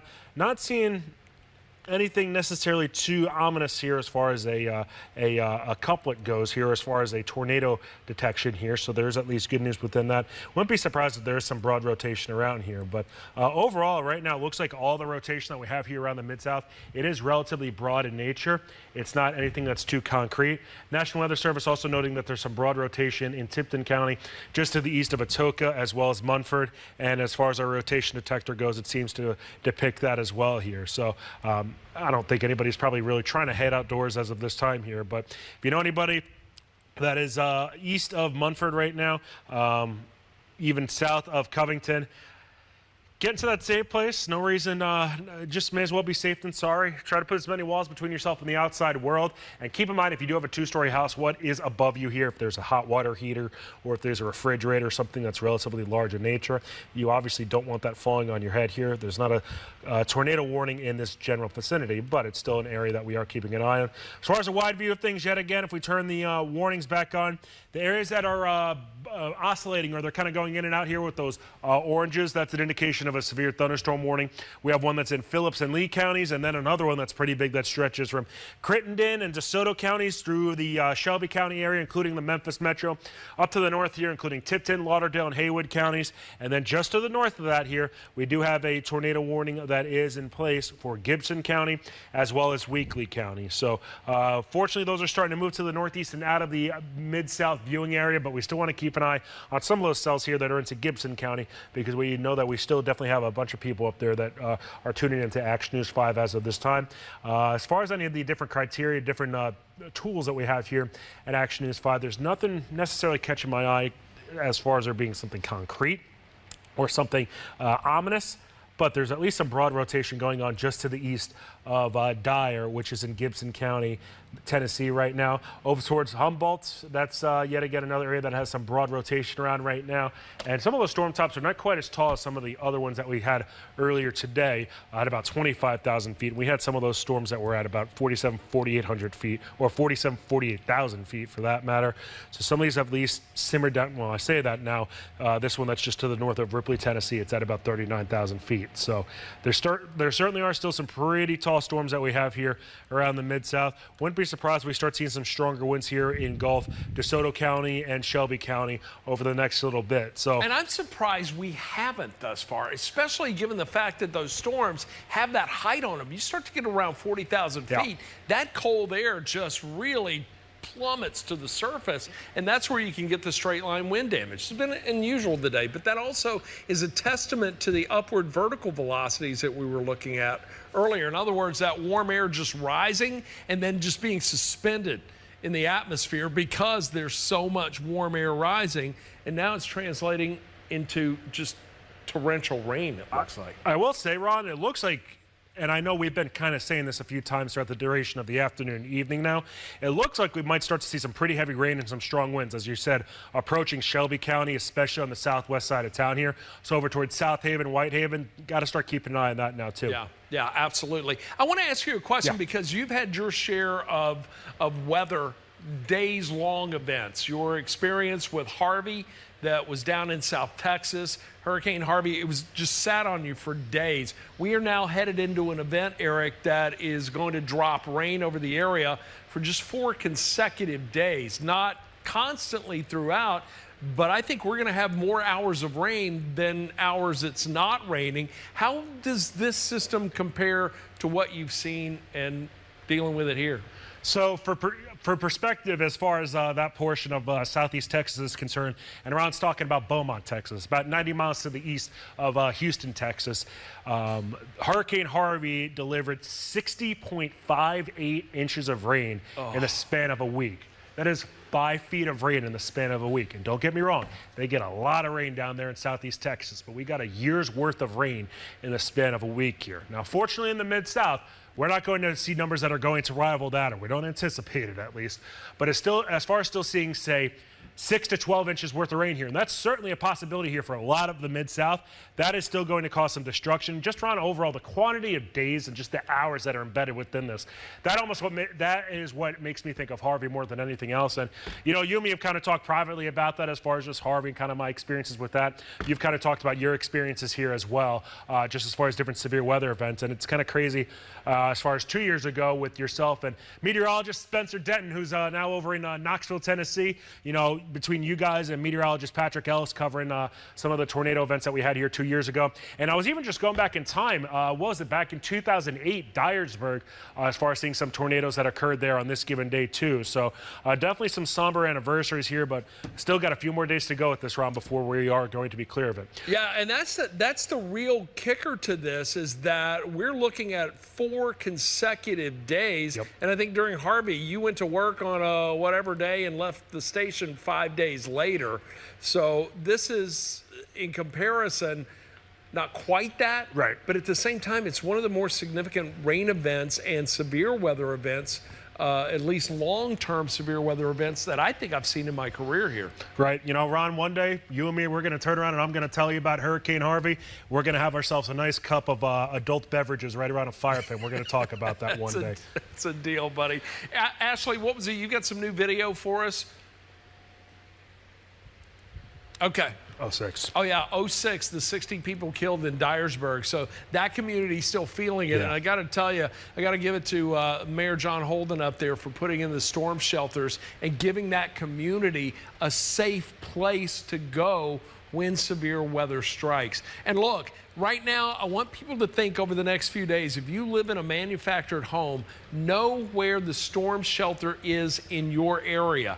Know where to go. reach out to a friend who's got a more substantial house, because the winds we're going to deal with or potentially deal with could be a major issue for us. Also, if you live in a low-lying area that is typical to flooding with heavy rainfall, know that this is a generational event that we're seeing here, and this could drop a tremendous amount of rain and create massive, widespread flooding. So I encourage you to seek higher ground and stay there for the next couple of days and let this whole system pass through. Right now, what we're looking at, it's messy, but it is looking a bit more optimistic.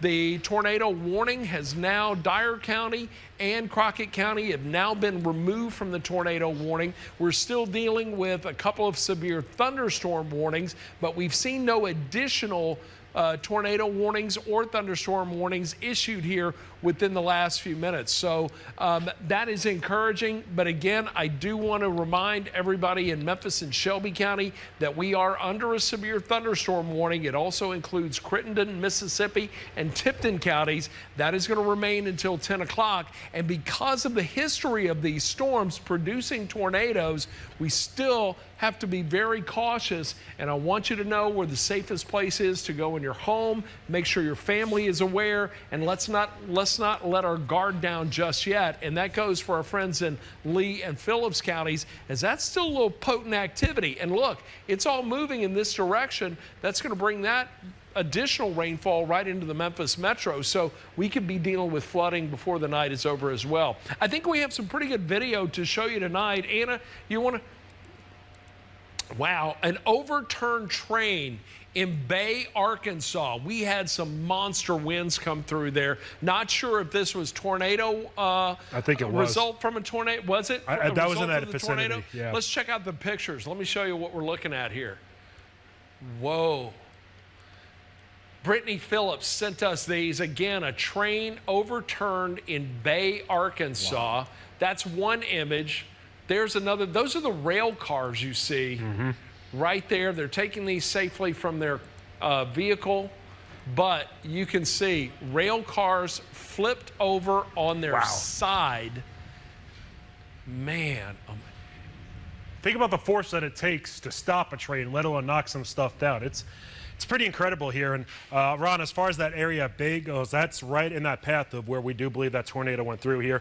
It originated really just west of Harrisburg, went to the northeast here into north central portions of Poinsett County, towards Bay, towards Lake City, and then eventually further to the northeast here into Monette and then Leachville. So, but that's impressive to see that. I mean, train cars are not small objects. Right. Now, we have had a few confirmed tornadoes. Yeah. I think, what, 3 or 4 confirmed. It might be more than that, honestly. It may very well be. We got word earlier today, the National Weather Service, they're going to get through the event, through all of this, and then go back and survey the storms, I do believe. So it may be a couple of days before we find out the strength of the tornado that came through Monette and Lake City, as well as any additional damage or strength EF scales of any of the other tornadoes that may have come through the area tonight. But the main focus right now is going to be getting through this next stretch of 3 days of weather that every meteorologist in this area is going to have to endure. Yeah, absolutely, Ron. It's one we've been talking about the past few days between yourself, between you, me, and meteorologist Patrick Ellis. This is a marathon. It's not a sprint. Yeah, absolutely. Well, I tell you what, you guys have done a great job tonight. It has been an absolute pleasure to work alongside both of you. We're not over by any means. We still have a long way to go. And as I mentioned, this storm system is going to continue tomorrow. We'll see more activity on Friday and again on Saturday. So I want everyone to stay weather aware, have a safety plan for you and your family, know what to do if a tornado warning is issued for your community, your county. Also, keep a go bag in place. I do a lot of seminars around the community teaching people how to put together go bags. Basically, if you had to leave your home in 30 seconds, what would you take with you? Make sure you have in that bag some additional clothing. You want to make sure you have a little bit of food, maybe in power bars or what have you like that, some water. Make sure you have your important documents, a backup to your computer on a flash drive. Throw it in a bag. Any pictures that you may cherish, make sure you have those, but just something that if you have to grab and go, you've got that bag ready, and important documents and things to get you through a stretch of time that you may be away from your home. I do believe we've got some video tonight. What was the other? This was the lightning, and that has been something. I actually had to turn the lightning off on this because we could not see the radar data as a result. But this was from our studios here at 1960 Union Avenue. Something else. And then the scary cloud structures, scud clouds, basically. SCLs. SCLs, scary looking clouds. SLCs. SLCs, yes, scary looking clouds. But that's what we were looking at earlier today. Eric, I'm looking down at your Doppler radar. I notice a shear marker right there around Pisgah Heights. What is that? Do we need to be concerned? So this has been up here for probably about the past 15 minutes, Ron, and I've been keeping a close eye on it, especially since it is knocking on it is over Shelby County now. Nothing really kind of catching my eye at this point here as far as just the general velocity goes. It looks like this is just relatively broad winds that are scooting on through the area. So don't be surprised if you're in Memphis, yet again, especially on the southwestern side of town here, over towards Whitehaven, South Haven, over in Darwin, Rains, some of those neighborhoods over there. You might be experiencing some pretty strong winds right now. Fortunately, we don't have any sort of tornado threat, I do believe, on that end of things. But the rain is certainly coming down at a pretty hard clip, and we are seeing some pretty strong winds as well here. So this area is under severe thunderstorm warning. That severe thunderstorm warning, it is expected to expire. Well, it is until 10 o'clock this evening. So right now it is 9:45 on Wednesday evening here around the Mid-South. We have seen our fair share of tornado warnings here across the Mid-South. As far as specifically Shelby County goes, we're starting to really see the rain here approach the Mid-South. And what I'm going to ask for right now, if we could flip the camera, or if we could flip what we're seeing here over to the downtown camera, looking at the M Bridge here, there has been quite a bit of lightning that has been flaring up here over the past little bit, especially out in the distance. It doesn't look quite as impressive as it actually did here just a few minutes ago, but we certainly are still seeing plenty of lightning and some pretty heavy rain here around the Mid-South. So, Ron, I know as far as when it comes to the lightning here, one of the things that really kind of helps us with is the potential of hail that could be embedded within some of these thunderstorms here. It looks like for the time being, at least, and it's obviously easy to see that here at Action News 5, it looks like that hail threat is diminished ever so slightly right now. It really is. And it's transitioning into more of a rain and flooding event. So I think that's what we're going to see. But again, we can't let our guard down, because even though this area got worked over a little bit earlier today, there could still be enough momentum there for these storms to redevelop. One of the other things we were looking at was the potential, and I'm going to zoom in just a little tighter to Memphis and Shelby County, but one of the things we were looking at or talking about earlier today was the potential, and I'm going to zoom in just a little tighter to Memphis and Shelby County, but one of the things we were pulse up, and then we could see a little more activity develop as we get into the heat of the day tomorrow, right around midday. We're likely